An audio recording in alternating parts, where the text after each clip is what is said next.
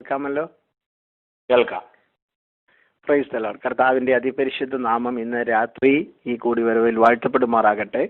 Dallas IPC tabernacle സഭയിൽ നടക്കുന്ന മീറ്റിങ്ങുകളിൽ ദൈവവചന ശുശ്രൂഷയ്ക്കായി ഈ ദിവസങ്ങളിൽ ആയിരിക്കാൻ കർത്താവ് ഒരുക്കുന്ന നല്ല അവസരത്തിനായി സ്തോത്രം. പ്രിയ കർത്തദാസൻ ഓർപ്പിച്ച പോലെ അവിടെ കടന്നു വന്ന് ശുശ്രൂഷിപ്പാൻ പ്ലാൻ ചെയ്തതാണ്. എന്നാൽ നാം അറിയുന്ന പോലെ ഈ സാഹചര്യങ്ങളിൽ നമുക്ക് ഒരുമിച്ചുള്ള കൂടിവരവുകൾ അസാധ്യമായിരിക്കുമ്പോൾ ഇങ്ങനെ ഇപ്രകാരം ഒരുമിച്ച് ആത്മീയ കൂട്ടായ്മ തന്ന ദൈവത്തിന് നന്ദി പറയുന്നു.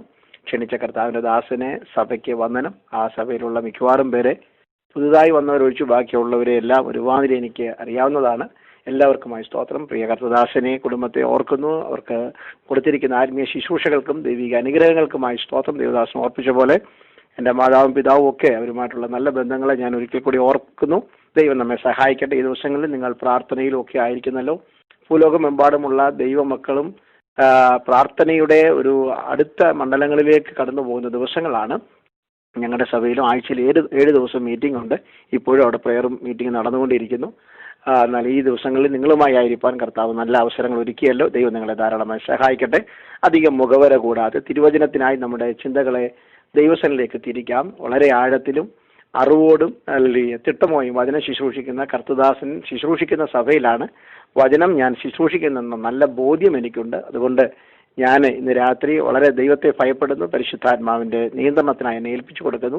പ്രിയ കർത്തദാസിനെയും പ്രിയ ആന്റിയെയും ഒക്കെ ദൈവം ഉപയോഗിക്കുന്ന വിധങ്ങളെ ഞാൻ കണ്ട് സന്തോഷിപ്പാൻ എനിക്ക് ഇടയായിട്ടുണ്ട്. സർവീസിലായിരുന്ന സമയങ്ങളിലും മറ്റു സ്ഥലങ്ങളിലൊക്കെ കർത്താവിന്റെ ദാസനിൽ കൂടെ ദൈവത്തിന്റെ വചനങ്ങളും അവരുടെ ശുശ്രൂഷകളൊക്കെ കാണുവാനും കേൾക്കുവാനും അവസരം ഉണ്ടായിട്ടുണ്ട്. ഈ ദിവസങ്ങളിൽ നിങ്ങളുമായി ഇന്നും നാളെ രാവിലെയും നാളെ വൈകിട്ടും കർത്താവിന് താമസിച്ചാൽ ഒരു വാക്യത്തിൽ നിന്ന് ഒരു ചിന്തകളും അതുമായി ബന്ധപ്പെട്ട ചില ചിന്തകളാണ് ഞാൻ പങ്കുവെക്കുന്നത്. ഞാൻ ഓർപ്പിച്ചതുപോലെ അത് 100 കണക്കിന് മർമ്മങ്ങളൊന്നുമല്ല ഞാൻ പറയാൻ പോകുന്നത്. എല്ലാവർക്കും മനസ്സിലാകുന്ന സാധാരണ ഒരു വചനം, ആ വചനത്തിൽ നിന്ന് പരിശുദ്ധാത്മാവിന്റെ ഹൃദയത്തിൽ പ്രകാശിപ്പിച്ചതും ഒരു ദൈവവൈതൽ എന്ന നിലയിൽ ഞാൻ എന്തായി തീരുവാൻ ദൈവം എന്നിൽ കൂടി ആഗ്രഹിക്കുന്നു എന്നുള്ള എനിക്ക് ലഭിച്ചൊരു കാഴ്ചപ്പാടും വചനത്തിന്റെ അടിസ്ഥാനത്തിൽ നിങ്ങളുമായി പങ്കുവെക്കുന്നു. നിങ്ങളുടെ വിലയേറിയ ശ്രദ്ധയും പ്രാർത്ഥനയും ക്ഷണിക്കുന്നു. 1 തെസ്സലോനിയർ 5-ാം അധ്യായത്തിന്റെ 24-ാം വാക്യമാണ് പ്രാരംഭമായി വായിക്കുന്നത്. 1 Thessalonians chapter 5 verse 24. ആ വാക്യത്തെ ആസ്പദമാക്കി ആ വാക്യത്തെ എടുത്ത് ഞാനൊരു വാക്യം ഉപയോഗിക്കുന്നത് മാത്രമേ ഉള്ളൂ. 1 Thessalonians 5:24 ഞാൻ തന്നെ വായിക്കുന്നു. നിങ്ങളെ വിളിക്കുന്നവൻ വിശ്വസ്തൻ, അവൻ അത് നിവർത്തിക്കും. The one who calls you is faithful and who also will do it. നിങ്ങളെ വിളിക്കുന്നവൻ വിശ്വസ്തൻ, അവൻ അത് നിവർത്തിക്കും. ഇവിടെ അപ്പോസ്തലനായ പൗലോസ് തെസ്സലോനിക്കർക്ക് എഴുതിയ 1-ാം ലേഖനത്തിൽ എപ്പോഴും സന്തോഷിക്കണം, ഇടപെടാതെ പ്രാർത്ഥിക്കണം, എല്ലാറ്റിനും നിങ്ങൾ സ്തോത്രമാണ് ചെയ്യേണ്ടത്. അതാണ് ക്രിസ്തു നിങ്ങളിൽ നിന്ന് പ്രതീക്ഷിക്കുന്നതും അതാണ് ദൈവത്തിന്റെ ഇഷ്ടം. അങ്ങനെയുള്ള നിങ്ങൾ ആത്മാവിനെ കെടുക്കരുത്, പ്രവചനമൊന്നും തുച്ഛീകരിക്കരുത്, നല്ലത് മുറുകെ പിടിക്കാൻ വേണ്ടി സകലത്തെ ഒന്ന് ശോധന ചെയ്യണം, സകലവിധ ദോഷവും വിട്ടകലണം. കാരണം സമാധാനത്തിന്റെ ദൈവമാണ് നിങ്ങളെ മുഴുവനും ശുദ്ധീകരിക്കുന്നത്. അവിടെ നിങ്ങളുടെ ആത്മാവിനും നിങ്ങളുടെ പ്രാണനും ദേഹത്തിനും അശേഷം അല്ലെങ്കിൽ ശുദ്ധി പ്രാപിച്ചിട്ട് ദൈവസന്നിധിയിൽ അല്ലെങ്കിൽ കർത്താവിന്റെ പ്രത്യക്ഷതയിൽ അനന്യരായി വെളിപ്പെടുവാൻ തക്കവണ്ണം നിങ്ങളെ കാക്കപ്പെടും. കാരണം നിങ്ങളെ വിളിച്ചിരിക്കുന്ന ദൈവം ആരാണ്? വിശ്വസ്തനായ ദൈവമാണ്. അവൻ വിളിക്കുന്നു എന്ന് മാത്രമല്ല, എന്തിനായി നിങ്ങളെ വിളിച്ചോ അത് നിവർത്തിപ്പാൻ ദൈവം വിശ്വസ്തനാണ്. അങ്ങനെയെങ്കിൽ ഇന്ന് രാത്രി ഈ വാക്യത്തിൽ നിന്നുകൊണ്ട് ഞാൻ നിങ്ങളെ പഴയ നിയമത്തിലേക്ക് നിങ്ങളുടെ ചിന്ത കൊണ്ടുപോവുകയാണ്. ദൈവം നമ്മളെ വിളിക്കുന്നത് അല്ലെങ്കിൽ ഒരു പ്രത്യേക ഉദ്ദേശത്തിന് വേണ്ടിയാണ്. ദൈവത്തിന്റെ ഓരോ വിളിയിലും ദൈവം തന്റെ ഉദ്ദേശം വെളിപ്പെടുത്താറുണ്ട്. ഈ ദിവസങ്ങളിൽ ഈ 3 സെഷനിലും ഞാൻ ഇതേ വാക്യത്തിൽ നിന്നാണ് സംസാരിക്കുന്നത്.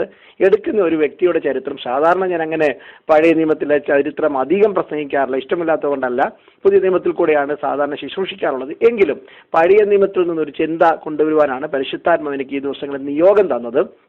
ഏറ്റവും പരിചയമുള്ളൊരു വ്യക്തിത്വമാണ്. ബൈബിളിലെ എല്ലാ കഥാപാത്രങ്ങളും ഈക്വൽ ഇമ്പോർട്ടൻ്റ് ആണെന്ന് വിശ്വസിക്കുന്ന ആളാണ് ഞാൻ. അപ്പോൾ തന്നെ വിശുദ്ധ തിരുവെഴുത്തിൽ ഉൽപ്പത്തി പുസ്തകം മുതൽ വെളിപ്പാട് പുസ്തകം വരെ പരന്നു കിടക്കുന്ന പ്രയോഗമുള്ള ഒരു വ്യക്തിയാണല്ലോ ദൈവം വിളിച്ച അബ്രഹാം. ഏകനായി വിളിച്ച് ഒരു കുലമാക്കി, കുടുംബമാക്കി, ഗോത്രമാക്കി, ഒരു രാഷ്ട്രമാക്കി മാറ്റിയ ഒരു വിശ്വാസ ജൈത്രയാത്രയുടെ 100 വർഷം നീണ്ടു നിന്ന ഒരു വിശ്വാസത്തിന്റെ യാത്രയാണ് അബ്രഹാമിന്റെ ചരിത്രം എന്ന് പറയുന്നത്. 75 വയസ്സിൽ കൽദയരുടെ പട്ടണത്തിൽ തുടങ്ങി 175 വയസ്സിൽ മക്പേല ഗുഹയ്ക്കകത്ത് സമാധാനത്തോടെ അല്ലെങ്കിൽ മരിച്ച് അടക്കപ്പെടുന്നത് വരെയുള്ള 100 വർഷം നീണ്ടുനിന്ന വിശ്വാസ യാത്രയുടെ ആവേശം തരുന്ന ഒരു ചരിത്രമാണ് അബ്രഹാമിൻ്റെത്. ഏത് മതസ്ഥരെ എടുത്തു കഴിഞ്ഞാലും അബ്രഹാം അവർക്ക് പിതാവാണെന്ന് പറയുന്ന പ്രധാനപ്പെട്ട മതങ്ങളെല്ലാം പറയുന്ന, മുസ്ലിം എടുത്താലും യഹൂദ മതം എടുത്താലും ക്രൈസ്തവരെടുത്താലും എല്ലാവർക്കും അബ്രഹാമിനെ കുറിച്ച് പറയുമ്പോൾ ഊറ്റം കൊള്ളാറുണ്ട്. ആ അബ്രഹാമിനെ ദൈവം വിളിച്ച വിളികളെ കുറിച്ചാണ് ഈ ദിവസങ്ങളിൽ ഞാൻ സംസാരിക്കുന്നത്. അത് ഒത്തിരി ഉണ്ടെങ്കിലും ആവശ്യമുള്ളത് മാത്രം ആത്മാവ് പ്രേരിപ്പിക്കുന്ന മാത്രം പറയുവാനാണ് എനിക്ക് നിയോഗമുള്ളത്. ദൈവം അബ്രഹാമിനെ വിളിച്ച ഏറ്റവും വലിയൊരു പേരുണ്ട്, ദൈവത്തിന്റെ സ്നേഹിതനായ അബ്രഹാം എന്ന്. അത് കേൾക്കുമ്പോൾ വായിക്കുമ്പോൾ എനിക്ക് വളരെ സന്തോഷമാണ്. മണ്ണുകൊണ്ട് നിർമ്മിച്ച ആദമിനെ മകനെന്ന് വിളിച്ച ദൈവം ആദമിനെ സ്നേഹിതനെന്ന് വിളിച്ചു. ദാനിയേലിനെ ഏറ്റവും പ്രിയ പുരുഷ എന്ന് വിളിക്കുന്നു. എന്നെയും നിങ്ങളെയൊക്കെ ദൈവം എന്ത് വിളിക്കുമെന്ന് പലപ്പോഴും ഞാൻ ആലോചിക്കാറുണ്ട്. കർത്താവെ, നിന്നെ സേവിച്ചിട്ട് നിന്നെ ശുശ്രൂഷിച്ചിട്ട് ഒടുവിൽ നല്ലവനും വിശ്വസ്തനും എന്ന വിളി കേൾക്കുന്നില്ലെങ്കിൽ അതോ ദുഷ്ടനും മടിയനുമായ ദാസനെ എന്നാണോ എന്നെ വിളിക്കാൻ പോകുന്നത് എന്നൊക്കെ ഓർക്കുമ്പോൾ ഉള്ളിലൊരു ഭീതി എനിക്കുണ്ടാകാറുണ്ട്. അബ്രഹാമിനെ 3 പ്രാവശ്യം ദൈവം സ്നേഹിതനെന്ന് വിളിച്ചെന്ന് രേഖപ്പെടുത്തിയിട്ടുണ്ട്. 2 ദിനവൃത്താന്തം 20:7 ഞാൻ പറഞ്ഞ പ്രയർ ലൈൻ ആയിരുന്നുകൊണ്ടും നമുക്ക് മുഖാമുഖമായി കണ്ടുള്ള ശുശ്രൂഷ അല്ലാത്തത് കൊണ്ടും സമയത്തിന്റെ പരിമിതികളൊക്കെ ഉള്ളത് കൊണ്ട് വാക്യങ്ങൾ വായിപ്പിക്കുന്നില്ല. ഞാൻ പറഞ്ഞു പോകാം, നിങ്ങൾക്കത് ശ്രദ്ധിക്കാവുന്ന മാത്രമേ ഉള്ളൂ. ഇവിടെ യഹോശാഫാത്തിന്റെ ഒരു പ്രാർത്ഥനയിലെ ഭാഗമാണ്. മെയ്യൂന്യരും മോവാബ്യരും ഒക്കെ ഒരുമിച്ച് യഹോശാഫാത്തിന് നേരെ യുദ്ധത്തിന് വരുമ്പോൾ ഭയപ്പെട്ടു പോയ യഹോശാഫാത്ത് ഒരു ഉപവാസമൊക്കെ പ്രഖ്യാപിച്ച് പ്രാർത്ഥിക്കുന്ന പ്രാർത്ഥനയുടെ ഒരു ഭാഗമുണ്ട്. 2 ദിനവൃത്താന്തം 20:7 ഞങ്ങളുടെ ദൈവമേ, നീ നിന്റെ ജനമായ ഇസ്രയേലിനെ, ഈ ദേശത്തിലെ നിവാസികളെ നീക്കിക്കളഞ്ഞ് അത് നിന്റെ സ്നേഹിതനായ അബ്രഹാമിന്റെ സന്തതിക്ക് ശാശ്വതമായി കൊടുത്തുവല്ലോ. ഇവിടെ യഹോശാഫാത്തിന്റെ പ്രാർത്ഥന പറയുകയാണ് അവിടുത്തെ സ്നേഹിതനായ അബ്രഹാം എന്ന്. സ്തോത്രം. യെശയ്യാവ് 41:8 പ്രവാചക ഭാഷയിൽ യാക്കോബിനോടുള്ള പ്രവചനം പറയുന്നു, നീയോ എന്റെ ദാസനായ ഇസ്രയേലേ, ഞാൻ തിരഞ്ഞെടുത്ത യാക്കോബേ, എന്റെ സ്നേഹിതനായ അബ്രഹാമിന്റെ സന്തതിയെ. സ്തോത്രം. എന്റെ സ്നേഹിതനായ അബ്രഹാമിന്റെ സന്തതി. നോക്കൂ എത്ര അർത്ഥവത്തായിട്ടാണ് അത് പറയുന്നത്. പുതിയ നിയമത്തിലും ആ ഒരു പദപ്രയോഗമുണ്ട്. യാക്കോബിന്റെ ലേഖനം 2-ാം അധ്യായം 23-ാം വിശ്വാസത്തിന്റെ പ്രവൃത്തിയെക്കുറിച്ചും പ്രവൃത്തിയില്ലാത്ത വിശ്വാസം നിർജീവമാണെന്നൊക്കെ സ്ഥാപിച്ചെടുത്തുകൊണ്ട് അപ്പോസ്തലൻ പറഞ്ഞു വരികയാണ്. യാക്കോബ് 2:23 അബ്രഹാം ദൈവത്തെ വിശ്വസിച്ചു, അത് അവന് നീതിയായി കണക്കിട്ടു എന്നുള്ള തിരുവെഴുത്ത് നിവൃത്തിയായി മാത്രമല്ല അവൻ ദൈവത്തിന്റെ സ്നേഹിതൻ എന്ന പേർ പ്രാപിച്ചു. അതുകൊണ്ടാണ് ഞാൻ പറഞ്ഞത്, ഒടുവിൽ അബ്രഹാം മരിക്കുന്നതിന് മുമ്പ് വിശ്വാസികളുടെ പിതാവായ വിശ്വാസ വീരനായ അബ്രഹാമിന് സ്വർഗത്തിൽ എഴുതപ്പെട്ട പേര് ഇതായിരിക്കാമെന്ന് ഞാൻ വിശ്വസിക്കുന്നു. ദൈവത്തിന്റെ മൈ ബിലോവഡ് ഫ്രണ്ട്, എൻ്റെ പ്രിയ സ്നേഹിതനായ അബ്രഹാം. സ്തോത്രം. ഞാനിത് മുഖവരെ എന്ന് പറഞ്ഞെന്ന് മാത്രമേ ഉള്ളൂ. ഈ ദൈവത്തിന്റെ സ്നേഹിതനായ അബ്രഹാമിനോട് ദൈവത്തിന് വ്യക്തിപരമായി സംസാരിക്കുവാൻ ഒത്തിരി കാര്യങ്ങളുണ്ടായിരുന്നു. യേശു തന്റെ ഐഹിക ജീവിതകാലത്ത് തന്റെ ശിഷ്യന്മാരെ അടുത്ത് വിളിച്ചിട്ട് വിശുദ്ധ യോഹന്നാന്റെ സുവിശേഷം 15-ാം അധ്യായത്തിന്റെ 15-ാം വാക്യത്തിൽ പറയുന്നു, ഞാൻ നിങ്ങളെ ഇനി എൻ്റെ സ്നേഹിതന്മാരെന്ന് വിളിക്കാൻ പോവുകയാണ്. നിങ്ങളെ ഗലീല കടൽപ്പുറത്തു നിന്നും ചുങ്കസ്ഥലത്തു നിന്നൊക്കെ ഞങ്ങളെ തിരഞ്ഞെടുത്തു. നിങ്ങളെ അല്ലെങ്കിൽ സാധാരണക്കാരായി എല്ലാവരും കാണുന്നു, പഠിപ്പില്ലാത്തവരെ കാണുന്നു. പക്ഷെ സ്വർഗത്തിലെ ദൈവത്തിന്റെ പുത്രനായ യേശു ക്രിസ്തു അവരോട് പറയുകയാണ്, I want to call you as my friends. നിങ്ങളെ എൻ്റെ സ്നേഹിതരായിട്ട് ഞാൻ കാണുകയാണ്. അങ്ങനെ നിങ്ങളെ സ്നേഹിതരായി കാണുന്നത് കൊണ്ട് ജ്ഞാനികൾക്കും വിവേകികൾക്കും ഒക്കെ മറച്ചു വെച്ചിരുന്നത് ലോകത്തിന്റെ മുമ്പിൽ വെറും ഭോഷന്മാരും ശിശുക്കളുമായ നിങ്ങൾക്ക് ആത്മീയ സ്വർഗീയ മർമ്മങ്ങളുടെ കലവറ ഞാൻ നിങ്ങൾക്കായി തുറന്നു തരികയാണ്. അതേ ദൈവമക്കളെ, നാം ദൈവത്തിന് പ്രിയമുള്ളവരായി മാറണം, ദൈവത്തിന്റെ സ്നേഹിതന്മാരായി മാറണം, ദൈവത്തിന്റെ ഇഷ്ട ഓമന മക്കളായി മാറണം. നമ്മുടെ പ്രവൃത്തി കൊണ്ട് നാം അത് തെളിയിക്കണം. അങ്ങനെ ദൈവത്തിന്റെ സ്നേഹിതനായി മാറിയ അബ്രഹാമിന് 10 ദൈവപ്രത്യക്ഷത ഉണ്ടായെന്നാണ് വിശുദ്ധ തിരുവഴുത്തിൽ നിന്ന് ഞാൻ മനസ്സിലാക്കിയത്. Almost 10 times Abraham had an encounter with God, direct encounter with God. ദൈവം നേരിട്ട് പ്രത്യക്ഷനാകുന്ന 10 പ്രത്യക്ഷതകളുണ്ട്. അതിലെല്ലാം പറയാൻ സമയമില്ല. ഒരു 5 അല്ലാണ് ഈ 3 ദിവസം കൊണ്ട് പറയുവാൻ ഞാൻ ഉത്സാഹിക്കുന്നത്. പരിശുദ്ധാത്മാവ് അതിന് നമ്മളെ സഹായിക്കട്ടെ. 5 വിളികൾ, അബ്രഹാം കേട്ട 5 വിളികൾ ഒരു ക്രിസ്തീയ ജീവിതത്തിന്റെ 5 സുപ്രധാന തീരുമാനങ്ങൾ എടുക്കുവാൻ നമ്മളെ സഹായിക്കണം. ക്രിസ്തീയ ജീവിതത്തിന്റെ വളർച്ചയ്ക്ക് അത് നമുക്ക് പ്രയോജനമായി തീരും. അതുകൊണ്ട് ഞാൻ അങ്ങനെ പറഞ്ഞു പോകട്ടെ. അബ്രഹാമിനെ ദൈവം വിളിച്ച 5 വിളികൾ ഇന്ന് രാത്രി 1-2 പറയുവാൻ ഞാൻ ഉത്സാഹിക്കുന്നു. വളരെ പ്രാർത്ഥനയോടെ നമുക്ക് ദിവസത്തിലായിരിക്കാം. ഞാൻ ഈ പറഞ്ഞ മുഖവര നിങ്ങൾക്ക് മനസ്സിലായി എന്ന് വിശ്വസിക്കുന്നു. ദൈവത്തിന്റെ സ്നേഹിതനായ അബ്രഹാമിനെ ദൈവം വിളിച്ചു. ഓരോ വിളിയിലും every time God called Abraham and God revealed a mystery and the way he need to walk. എങ്ങനെയാണ് ദൈവത്തിന്റെ മുമ്പാകെ നടക്കേണ്ടത്, എന്തായിരിക്കണം നിന്റെ ജീവിത ശൈലി, എങ്ങനെ നീ ജീവിതം കെട്ടിപ്പടുക്കണമെന്നൊക്കെ ഓരോ ദൈവശബ്ദത്തിലും അബ്രഹാമിന് മനസ്സിലായി. ഇന്ന് രാത്രി ആര് പ്രസംഗിച്ചാലും, ഒരു കൊച്ചു കുഞ്ഞ് പ്രസംഗിച്ചാലും, ആര് വചനം പറഞ്ഞാലും, അല്ല ദൈവം നിങ്ങളോട് നേരിട്ട് സംസാരിച്ചാലും, തുറന്ന പുസ്തകത്തിന്റെ മുമ്പിൽ നിറഞ്ഞ കണ്ണുകളോടെ നിങ്ങൾ ഇരിക്കുമ്പോഴും പരിശുദ്ധാത്മാവ് നിങ്ങളോട് സംസാരിക്കുമ്പോൾ വചനത്തിൽ കൂടെ ദൈവമേ എന്നോട് എന്താ അങ്ങേക്ക് സംസാരിക്കാനുള്ളത് എന്ന് പറയണം. സാധാരണ പെന്തിക്കോസുകാർക്ക് വചനം വായിക്കുന്നത് സന്തോഷിപ്പിക്കുന്ന വചനത്തിന് വേണ്ടിയാണ്. അതുകൊണ്ടാണ് നമ്മുടെ സാക്ഷ്യങ്ങളിലൊക്കെ രാവിലെ ഞായറാഴ്ചകളിൽ പറയുന്നത് സന്തോഷിപ്പിച്ച വചനം. പക്ഷെ ഞാൻ ഒരിക്കൽ കൂടി ആഴത്തിൽ വിശ്വസിക്കുന്നു, എന്നെ സന്തോഷിപ്പിച്ച വചനത്തെക്കാൾ എന്നെ ശുദ്ധീകരിച്ച വചനം എന്ന് പറയുമ്പോഴാണ് അല്പം കൂടെ വചനത്തിന് ആഴമുണ്ടാകുന്നത്. കാരണം ജീവനും ചൈതന്യമുള്ള ദൈവത്തിന്റെ വചനം ഇരുവായ്ത്തലയുള്ള ഏത് വാളിനേക്കാളും മൂർച്ചയാണ്. വാളുകൊണ്ടുള്ള വെട്ട് സന്തോഷമല്ല, അത് ആത്മസന്തോഷം ഉണ്ടാക്കും.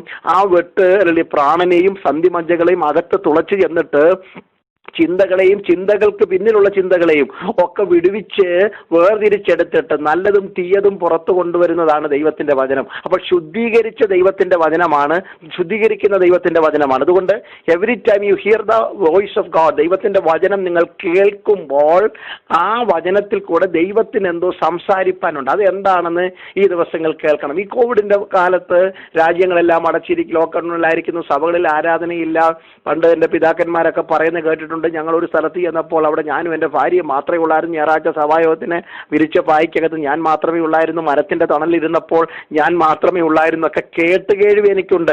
എന്നാൽ ഇന്ന് കഴിഞ്ഞ 15 ഞായറാഴ്ചയായിട്ട് ഞാൻ ആലയത്തിൽ എന്നെ സഹായിക്കുന്ന 10 ഓൺലൈൻ ക്രൂവും 10 പേരും ഉള്ളു. ബാക്കിയെല്ലാം ഭിത്തിയോടും പ്യൂനോടും നോക്കി 15 ആഴ്ചയായിട്ട് ഞാൻ പ്രസംഗിക്കുക. പക്ഷേ ആൾക്കാർ ഒരുമിച്ച് കൂടി വന്നപ്പോൾ അനുഭവിച്ച ആത്മീയ സന്തോഷം ഒട്ടും കുറയാതെ ആസ്വദിപ്പാനും അനുഭവിപ്പാനും ദൈവം ഭാഗ്യം തരുന്നു എന്നുള്ളൊരു പരമസത്യമാണ്. ഒരു കാര്യം പാസ്റ്റർ എന്ന നിലയിൽ എനിക്ക് മനസ്സിലായി, ആരും തലയിൽ കൈ വെച്ച് പ്രാർത്ഥിച്ചില്ലെങ്കിലും ഇടം വലം ഇരയ്ക്കുവാൻ ആരുമില്ലെങ്കിലും ആലയത്തിനകത്ത് വെളിപ്പെടുന്ന ദൈവസാന്നിധ്യം, കൂട്ടായ്മയിൽ അനുഭവിച്ച ദൈവസാന്നിധ്യം ഒട്ടും കുറയാതെ നിങ്ങൾ ഇരിക്കുന്ന മുറിക്കകത്തും നിങ്ങളിൽ ഈ മുഴങ്കാൽ മടക്കിയ സ്ഥലത്തും വെളിപ്പെടുന്നുണ്ട് എന്നൊരു പരമസത്യം ഇന്ന് രാത്രി എന്നെ കേൾക്കുന്ന മാന്യ ദൈവമക്കൾ മറന്നു പോകരുത്. അപ്പോൾ തന്നെ ദൈവമക്കൾ ഒരുമിച്ചുള്ള കൂട്ടായ്മ എന്ന് പറയുന്നത് നമ്മുടെ ആത്മാവിന്റെ ഉത്തേജനമാണ്. അതുകൊണ്ടാണ് സങ്കീർത്തനക്കാരൻ പറഞ്ഞത്, I was glad when they said unto me, let us go to the house of God. യഹോവയുടെ ആലയത്തിലേക്ക് നമുക്ക് പോകാമെന്ന് പറഞ്ഞപ്പോൾ ഞാൻ സന്തോഷിച്ചതിന്റെ കാരണം അവിടെ മധുര സമ്പർക്കമുണ്ട്. അപ്പൊ കൂട്ടായ്മയ്ക്ക് വിലയുണ്ട്. അത് ഞാൻ കുറച്ച് കാണിച്ചു പറഞ്ഞല്ല. ഞാനും കൂട്ടായ്മ ഇഷ്ടപ്പെടുന്ന ആളാണ്. ആലയത്തിൽ ആത്മാക്കൾ വരാത്തതിന്റെ, സഭ ഒരുമിച്ച് കൂടി വരാത്തതിന്റെ ഹൃദയവേദന ആഴത്തിലുള്ള ഒരു ദൈവദാസനാണ് ഞാൻ.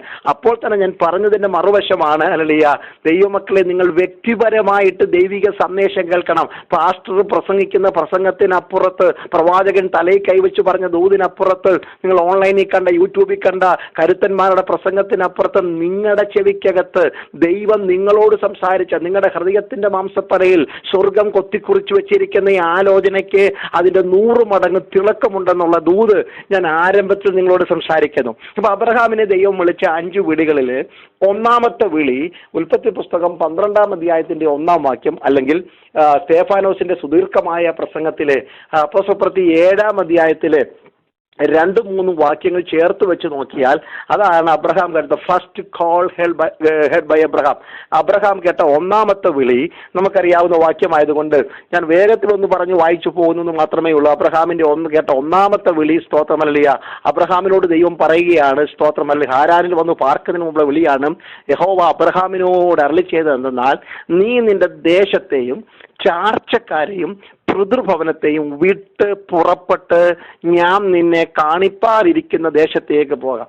പെന്തിക്കോസ്ത് സമൂഹത്തിന് ഏറ്റവും സുപരിചിതമായ കഥാപാത്രം അബ്രഹാം, ഏറ്റവും സുപരിചിതമായ പ്രസംഗം അബ്രഹാം, ഏറ്റവും കൂടുതൽ കേട്ടിട്ടുള്ളതും അബ്രഹാമിന്റെ പ്രസംഗമായതുകൊണ്ട് ഞാൻ ആവർത്തന വിരസത ഉണ്ടാകാതിരിക്കാൻ വേണ്ടി അല്ലെങ്കിൽ ആ ഭാഗം വിട്ടിട്ട് ഞാൻ പറയുന്നു. അബ്രഹാം കേട്ട ഒന്നാമത്തെ വിളി, കൽദയരുടെ പട്ടണമായ മെസൊപ്പൊത്താമിയിൽ പാർക്കുന്ന അബ്രഹാം കേട്ട ഒന്നാമത്തെ വിളി വേർപാടിന്റെ വിളിയാണ്, വിട്ട് പുറപ്പെടാനുള്ള വിളിയാണ്. The call for separation. ആത്മീയനെന്ന് അഭിമാനിക്കുന്ന ഞാനും കേൾക്കേണ്ട ഒന്നാമത്തെ വിളി വേർപാടിന്റെ വിളിയാണ്. സ്തോത്രമല്ലി, വേർപെട്ട് നടക്കാനുള്ള വിളിയാണ്. സ്തോത്രം. അബ്രഹാം കേട്ട ഒന്നാമത്തെ വിളി അതായിരുന്നു. അന്നത്തെ പഴയ പുരാതന ലോകത്തെ ഏറ്റവും പ്രസിദ്ധമായ 2 സംസ്കാരങ്ങളാണ്. നദിയുടെ തീരങ്ങളിലാണ് സംസ്കാരങ്ങൾ, സിവിലൈസേഷൻ ഡെവലപ്പ് ചെയ്തുകൊണ്ടിരുന്നത്. കാരണം കൃഷിക്ക് ഉപയുക്തമായ വെള്ളം, യാത്രാ സൗകര്യങ്ങൾ ഒക്കെ നദിയും കടലും ഒക്കെ ഉള്ളിടത്ത്. അതുകൊണ്ടാണ് നദീതട സംസ്കാരങ്ങൾ എന്ന പേരിൽ അറിയപ്പെട്ടത്. നമ്മുടെ ഭാരതത്തിലെയും നദീതട സംസ്കാരം, സിന്ധു ഗംഗാ നദീതട സംസ്കാരം ഒക്കെ നമുക്കറിയാം. യമുന നദീതട സംസ്കാരം നമ്മൾ പഠിച്ചിട്ടുണ്ട്. അതുപോലെ തന്നെ കേരളത്തിൽ നോക്കൂ, നമ്മൾ അറിയപ്പെടുന്ന എല്ലാ നല്ല സംസ്കാരങ്ങളും ഉടലെടുത്തിരിക്കുന്നത് ആറിന്റെ തീരത്താണ്. അച്ചൻകോവിലാറിന്റെയും പമ്പയാറിന്റെയും ഭാരതപ്പുഴയുടെയും ഒക്കെ തീരത്താണ് സംസ്കാരങ്ങൾ ഉടലെടുത്തിട്ടുള്ളത്. കൺവെൻഷനുകളായാലും അല്ലെങ്കിൽ സമൂഹങ്ങളായാലും ഒക്കെ ഉടലെടുത്തിട്ടുള്ളത്. അതുപോലെ പുരാതന ലോകത്തിലെ ഏറ്റവും പ്രസിദ്ധമായ 2 സംസ്കാരങ്ങളായിരുന്നു പച്ച സമ്പുഷ്ടമായ ഫലഭൂഷ്ടമായ നീല നദിയുടെ തീരത്തുടലെടുത്ത ഈജിപ്ഷ്യൻ സംസ്കാരം. മിസ്രൈം എന്ന വലിയ ധനസമൃദ്ധിയുള്ള ആഠിത്യമുള്ള ഒരു സംസ്കാരമായിരുന്നു ഈജിപ്ഷ്യൻ സംസ്കാരം, മിസ്രൈം സംസ്കാരം. നീല നദിയുടെ ആ പച്ചപ്പും അല്ലെങ്കിൽ ഒഴുക്കും ഫലഭൂഷ്ടിതം കൊണ്ട് ഇടതൂർന്നു വളർന്ന സസ്യങ്ങളും ഒക്കെ ഉണ്ടായിരുന്ന ഈജിപ്റ്റ്. രണ്ടാമത്തെ സംസ്കാരമായിരുന്നു യൂഫ്രട്ടീസ് ടൈഗ്രീസിന്റെ അല്ലെങ്കിൽ അരികത്ത് ഉടലെടുത്ത കൽദയ സംസ്കാരം, ബാബിലോണ സംസ്കാരം. ആ കൽദയ സംസ്കാരത്തിന്റെ ഈറ്റില്ലമായ ഊരിൽ നിന്ന്, മെസൊപ്പൊത്താമിയിൽ നിന്ന് ഒരുവനെ ദൈവം പേര് ചൊല്ലി വിളിച്ചു. അബ്രാം എന്ന് പേര് ചൊല്ലി വിളിച്ച് പുറത്തെടുക്കുകയാണ്. നാം വായിച്ച വാക്യം അതാണല്ലോ. പുറത്തെടുക്കുന്ന അബ്രാമിനോട് ദൈവത്തിന് പറയുവാനുള്ളത്, അതിന്റെ ബാക്ക്ഗ്രൗണ്ടോ ചരിത്രങ്ങളോ ഒന്നുമല്ല എൻ്റെ വിഷയം. അബ്രഹാമിനോട് പറയാനുള്ള സന്ദേശം ഇതാണ്: കുഞ്ഞേ, സ്തോത്രമില്ല, you need to be away from the old friendship and establish a new relationship with me. പഴയ ബന്ധങ്ങളും കെട്ടുകളും മുറിച്ചു മാറ്റിയിട്ട് ഒരു പുതിയ ബന്ധം നീ ഞാനുമായി സ്ഥാപിക്കണം. അതിനുവേണ്ടി ദൈവം അബ്രഹാമിനെ വിളിച്ചു. ഇന്ന് രാത്രി ദൈവമക്കളെ, എന്നെയും നിങ്ങളെയും ദൈവം വിളിച്ചത്, സ്തോത്രമല്ല, കൈകൊട്ടി പാട്ടുപാടി ഭൂമിയിൽ ഒതുങ്ങിക്കൂടാനല്ല. എന്നെയും നിങ്ങളെയും ദൈവം വിളിച്ചത് ഒരു പുത്തൻ യാത്രയ്ക്ക് വേണ്ടിയാണ്, വേർപാടിന്റെ യാത്രയ്ക്ക്. ആ യാത്രയ്ക്ക് വേണ്ടിയുള്ള വിളിയാണ് കോൾ ഫോർ സെപ്പറേഷൻ. വേർപെട്ടവരാണ് ഞാനും നിങ്ങളും എന്ന ബോധ്യം മാംസപ്പലകയിൽ അകത്ത് കൊത്തി കുറിച്ചു വെച്ചിട്ടുണ്ടെങ്കിൽ ഇന്ന് രാത്രി നമ്മുടെ നടപ്പ് വ്യത്യസ്തമായിരിക്കും. അതുകൊണ്ട് എബ്രാലേഖന കർത്താവ് എബ്രാലേഖനം 11-ാം അധ്യായം 8-ാം വാക്യത്തിൽ വിശ്വാസവീരന്മാരുടെ പട്ടികയിൽ അബ്രഹാമിനെ ഉൾപ്പെടുത്തിയിട്ട് ഇങ്ങനെ പറയുന്നു: വിശ്വാസത്താൽ അബ്രഹാം വിളിക്കപ്പെട്ടാറെ എങ്ങോട്ട് പോകുന്നെന്നറിയാതെ ഇറങ്ങി പുറപ്പെട്ടു. വിശ്വാസയാത്രയുടെ ഒരു കാഴ്ചപ്പാട് ദൈവം അവിടെ വെളിപ്പെടുത്തുകയാണ്. എങ്ങോട്ടെന്നറിയാതെ ഇറങ്ങി പുറപ്പെട്ടു. വിടേണ്ടതിനെ വിട്ട്. വിശ്വാസയാത്രയുടെ ഏറ്റവും വലിയ അടിസ്ഥാനം എന്ന് പറയുന്നത് ദൈവമക്കളെ വേർപാടാണ്. നാം അറിയപ്പെട്ടിരുന്നത് വേർപെട്ട കൂട്ടമെന്നാണ്. വേർപാടെന്ന സമൂഹമായിരുന്നു നമ്മുടെ സമൂഹം. കാലപ്പഴക്കത്തിലാണ് വേർപാടിന്റെ മൂല്യങ്ങൾക്ക് വില ഇടിഞ്ഞു പോയത്. പെന്തിക്കോസ്തുകാർ, തനി പെന്തിക്കോസ്തുകാരെന്ന് അഭിമാനിക്കുന്ന ഞാനും നിങ്ങളും അന്നും ഇന്നും കാത്തു പരിപാലിക്കേണ്ട ആത്മീക മൂല്യത്തിന്റെ ഉച്ചകോടിയാണ് സെപ്പറേഷൻ, വേർപാടെന്ന് പറയുന്നത്. ഇവിടെ സ്വർഗം പറയുന്നത് ഗെറ്റ് ഔട്ട്, ഹല്ലേലൂയ, നിന്റെ പഴയ അവസ്ഥയിൽ നിന്ന് പുറത്തു വരണം. And go forward. Get out and go forward. ഇറങ്ങിയാൽ മുന്നോട്ട് പോകണം. ഇറങ്ങിയതിനെ തിരിഞ്ഞു നോക്കുവാനോ വിട്ടതിനെ തിരിച്ചെടുക്കുവാനോ നിനക്ക് അവകാശമില്ല. മുന്നോട്ട് എന്ന യാത്ര, ലക്ഷ്യം മുന്നിലുള്ള ഒരു യാത്രയാ വേർപെട്ടവരുടെ യാത്ര. ഇഹലോകത്തെ ലക്ഷ്യമല്ല. എങ്ങോട്ടാ ലക്ഷ്യമെന്ന് താമസമില്ല നാം ഈ വചനത്തിൽ കൂടെ മുന്നോട്ട് സംസാരിക്കുമല്ലോ. വിട്ടുവേണം പുറപ്പെടുവാൻ. എന്തിനോടൊക്കെ യാത്ര പറയാതെ മുന്നോട്ട് പോകാൻ പറ്റത്തില്ല. എല്ലാം ചേർന്നുള്ള യാത്രയല്ല ആത്മീയ യാത്ര. എബ്രായ ലേഖന കർത്താവിന്റെ ഭാഷയിൽ പറഞ്ഞാൽ എബ്രായർ 12:1 സുപരിചിതമാണല്ലോ. അതുകൊണ്ട് സാക്ഷികളുടെ സമൂഹം ചുറ്റും നിൽക്കുന്ന കൊണ്ട് ഭാരം വിട്ടുവേണം നിങ്ങൾ ഓടുവാൻ, പാപം വിട്ടുവേണം ഓടുവാൻ. ഭാരവും പാപവും വെച്ചുകൊണ്ടുള്ള ഒരു ഓട്ടമല്ല വിശ്വാസത്തിന്റെ ഓട്ടം. ഭാരം ദൈവത്തിൽ ഏൽപ്പിച്ചും, ഹല്ലേലൂയ, എല്ലാ വേദനകളും നിന്ദകളും ഒക്കെ നമ്മുടെ ജീവിതത്തിലുണ്ട്. പക്ഷെ വേദനയും നിന്നയും അകത്തിരിക്കുമ്പോഴും വേദനയും നിന്നയും 4 പേരറിയാതെ എന്നെയും നിങ്ങളെയും നടത്തുന്ന ഒരു ദൈവത്തിന്റെ അത്യുന്നത കൃപയുണ്ട്. ദൈവമക്കളെ സ്തോത്രം. ഇന്ന് രാത്രി ഞാൻ വചനം പ്രസംഗിക്കുമ്പോൾ വചനം കേൾക്കുന്ന നിങ്ങൾ ദൈവദാസന്മാർ ഓർക്കൊക്കെ അറിയാം, അവരെല്ലാം ശുശ്രൂഷിക്കുന്നത് എല്ലാം തികഞ്ഞിട്ടല്ല, കാര്യങ്ങളെല്ലാം നടന്നിട്ടല്ല, കുടുംബത്തിന്റെ വിഷയങ്ങളെല്ലാം പരിഹരിച്ചിട്ടല്ല, കഷ്ടപ്പാടെല്ലാം മാറിയിട്ടല്ല. ആരംഭകാലത്തിലെ പിതാക്കന്മാർക്കുണ്ടായിരുന്ന ആ ഭൗതിക ഞെരുക്കത്തിന്റെ തീവ്രതയൊന്നും ഇന്നത്തെ ദൈവദാസന്മാർക്ക്, ഞങ്ങളെപ്പോലുള്ളവർക്ക് കണ്ടെന്ന് വരത്തില്ല. പക്ഷേ ജീവിതയാത്രയിൽ മുള്ളും ഞെരുക്കവും നിന്നയും അപമാനവും ഇല്ലാത്ത ഒറ്റ ദൈവദാസിദാസന്മാരും ഈ ഭൂമിയിലില്ല എന്ന് ഉറച്ചു വിശ്വസിക്കുന്ന ആളാണ് ഞാൻ. സ്തോത്രം നൽകിയ അങ്ങനെ. പക്ഷേ എന്ത് പ്രസംഗിക്കുമ്പോഴോ പ്രാർത്ഥിക്കുമ്പോഴോ പാട്ട് പാടുമ്പോഴോ 4 പേർ അറിയുന്നുണ്ടോ? നിന്റെ മുഖത്തെ തേജസ് കാണുമ്പോൾ, നിന്റെ പാട്ടിന്റെ ഈണം കാണുമ്പോൾ, നിന്റെ പ്രസംഗത്തിന്റെ മൂർച്ച കാണുമ്പോൾ, നിന്റെ കയ്യടിയുടെ താളം കാണുമ്പോൾ, നിന്റെ മുഖത്തെ സന്തോഷം കാണുമ്പോൾ ചുറ്റുപാട് നിൽക്കുന്നവർ അറിയുന്നില്ല ഇന്നലെ രാത്രിയിൽ നീ ഉറക്കളച്ചതും, ഇന്നലകളിൽ നീ അനുഭവിച്ച വേദനകളും, ശരീരത്തിൽ കൊണ്ടു നടക്കുന്ന രോഗത്തിന്റെ കെടുതികളും ഒന്നും പുറത്താരും അറിയാതെ നമ്മെ നിർത്തുന്ന ഒരു ദൈവമുണ്ട്. ആ ദൈവം പകരുന്ന കൃപയാണ് അത്യന്ത കൃപ. അപ്പോസ്തലനായ പൗലോസ് ഒരിക്കൽ പ്രാർത്ഥിച്ചു, എൻ്റെ ദൈവമേ, എൻ്റെ ശരീരത്തിനകത്തൊരു മുള്ളിരുന്ന് കുത്തുക. 2 കൊരിന്ത്യർ 12-ാം അധ്യായത്തിലെ സംഭവമല്ലേ? അകത്ത് മുള്ളിരുന്ന് കുത്തുക, ഭയങ്കര വേദനയാ ദൈവമേ. നമുക്കറിയാമല്ലോ, സാത്താന്റെ ദൂതനായിരുന്നു ആ മുള്ളെന്നൊക്കെ അറിയാം. ഒന്ന് മാറ്റിത്തരണമേ. ഒന്നല്ല 3 വട്ടം പ്രാർത്ഥിച്ചു. സ്വർഗം പറഞ്ഞ് മുള്ള അവിടെ ഇരുന്നോട്ടെ. ആയുസ് വരി എന്ന ദമസ്കോസിന്റെ പടിവാതിക്കൽ തുടങ്ങിയ നിന്റെ ശുശ്രൂഷ, അല്ലെങ്കിൽ നീറോടെ വാണാൽ, അല്ലെങ്കിൽ ഒടുങ്ങി തീരുന്നത് വരെ, റോമിൽ എത്തുന്നത് വരെയും ആ മുള്ള അവിടെ തന്നെ കാണും. പക്ഷെ ആ മുള്ള് 4 പേരറിയാതെ വണ്ണം ആ മുള്ളിന്റെ മുനയെ ഞാൻ കൃപ കൊണ്ട് പൊതിയാൻ പോകുകയാണ്. My grace that is sufficient for you my son. എൻ്റെ കുഞ്ഞെ, ആ കൃപ നിനക്ക് മതി. ആ മുള്ള് 4 പേര് കാണാതെ വണ്ണം ആ മുള്ള അകത്തിരിക്കുമ്പോഴും, അല്ലെങ്കിൽ ലോകത്തിൽ ആരെങ്കിലും അറിഞ്ഞോ? എഴുതിയില്ലായിരുന്നെങ്കിൽ നമ്മൾ അറിയുമായിരുന്നോ? ഈ മുള്ള അകത്തിരുന്ന് കുത്തുമ്പോഴും ഉത്തരീയം വലിച്ചെറിഞ്ഞ് രോഗികൾ സൗഖ്യമായിട്ടുണ്ട്. ഈ മുള്ള അകത്തിരുന്ന് കുത്തുമ്പോഴും യൂത്തിക്കോസിന്റെ മേൽ കൈവച്ചാൽ അവൻ നിർജീവത്വത്തിൽ നിന്ന് ജീവനിലേക്ക് ഇറങ്ങി വരും. ഈ മുള്ള അകത്തിരുന്ന് കുത്തുമ്പോഴും, സ്തോത്രം, പുബ്ലിയോസിന്റെ രോഗശാന്തി പൗലോസ് നടത്തിയിട്ടുണ്ട്. ഈ മുള്ളകത്തിരുന്ന് കുത്തുമ്പോഴും അഗ്രിപ്പാവിന്റെയും ഫെലിക്സിന്റെയും ഒക്കെ മുമ്പിൽ നിന്നുകൊണ്ട് വചനം ശക്തിയോടെ പറഞ്ഞിട്ടുണ്ട്. അതെ, ഇന്ന് രാത്രി ഞാൻ ആത്മാവിൽ ദൂത് പറയുന്നു, നിന്റെ അകത്തിരിക്കുന്ന വേദന മുള്ള് 4 പേരറിയാതെ വണ്ണം എന്നെയും നിങ്ങളെയും കൃപ കൊണ്ട് പൊതിയുന്ന ഒരു ദൈവമുണ്ട്. അതുകൊണ്ട് ഭാരം വിട്ട് വേണം ഓടുവാൻ. സ്തോത്രമല്ലിയ. 2, പാപം വിട്ട് വേണം ഓടുവാൻ. സ്തോത്രമല്ലിയ. പാപം വെച്ചുകൊണ്ടൊരു മുന്നോട്ടൊരു യാത്ര നമുക്കില്ല. വരും ദിവസങ്ങളിൽ നമുക്കത് അല്പം കൂടെ ധ്യാനിക്കേണ്ടി വരും. ഇവിടെ നമുക്കൊരു വേർപാടാണ്. അബ്രഹാമിനോട് ദൈവം പറയുന്നു, നിന്നെ ഞാൻ വിളിച്ചിരിക്കുന്നത് കൽദയ പട്ടണം കൊണ്ടുകൂടെ പോകാനല്ല, കൽദയ ആചാരം കൂടെ കൊണ്ടുപോകാനല്ല, കൽദയ നാട്ടിന്റെ സ്വപ്നം കൂടെ കൊണ്ടുപോകുവാനല്ല, സകലത്തെയും മറന്നൊരു യാത്രയ്ക്കാണ് ഞാൻ നിന്നെ വിളിക്കുന്നത്. കാരണം ഒന്ന്, നിന്റെ ദേശം നീ വിടണം. കാരണം ഇന്ന് രാത്രി ദൈവാത്മാവ് പറയുന്നു, നാം ദേശം വിടണം. അമേരിക്ക വിട്ടു പോകുന്നതോ ഇന്ത്യ വിട്ടു പോകുന്ന കാര്യമല്ല. നമ്മുടെ ഹൃദയത്തിനകത്ത്, അല്ലെങ്കിൽ ഈ പാഴ് മരുഭൂമിയുടെ പാശങ്ങളൊന്നും അകത്ത് കാണരുത്. വീടും കാറും ധനവും സ്വത്തും ഒക്കെ നല്ലതാ, പക്ഷെ തലയ്ക്ക് പിടിക്കരുതേ. ധനം തലയ്ക്ക് പിടിക്കരുത്, ധനം ഹൃദയത്തിൽ ഇറങ്ങരുത്. അല്ല, കൂടാരത്തിന്റെ കുറ്റികളുടെ വേര് മണ്ണിലെ ഇറങ്ങാവൂ, മനസ്സിലിറങ്ങരുത്. സ്തോത്രം. കാരണം ഈ ദേശം നാം വിടേണ്ടവരാ. അത് നീ ഇപ്പോഴേ അറിഞ്ഞോണം. വേർപാടിന്റെ വിളിയിലെ 1-ാമത്തെ പാഠം അതാണ്, you need to leave your home land. കാരണം നമ്മുടെ പൗരത്വം സ്വർഗത്തിലാ.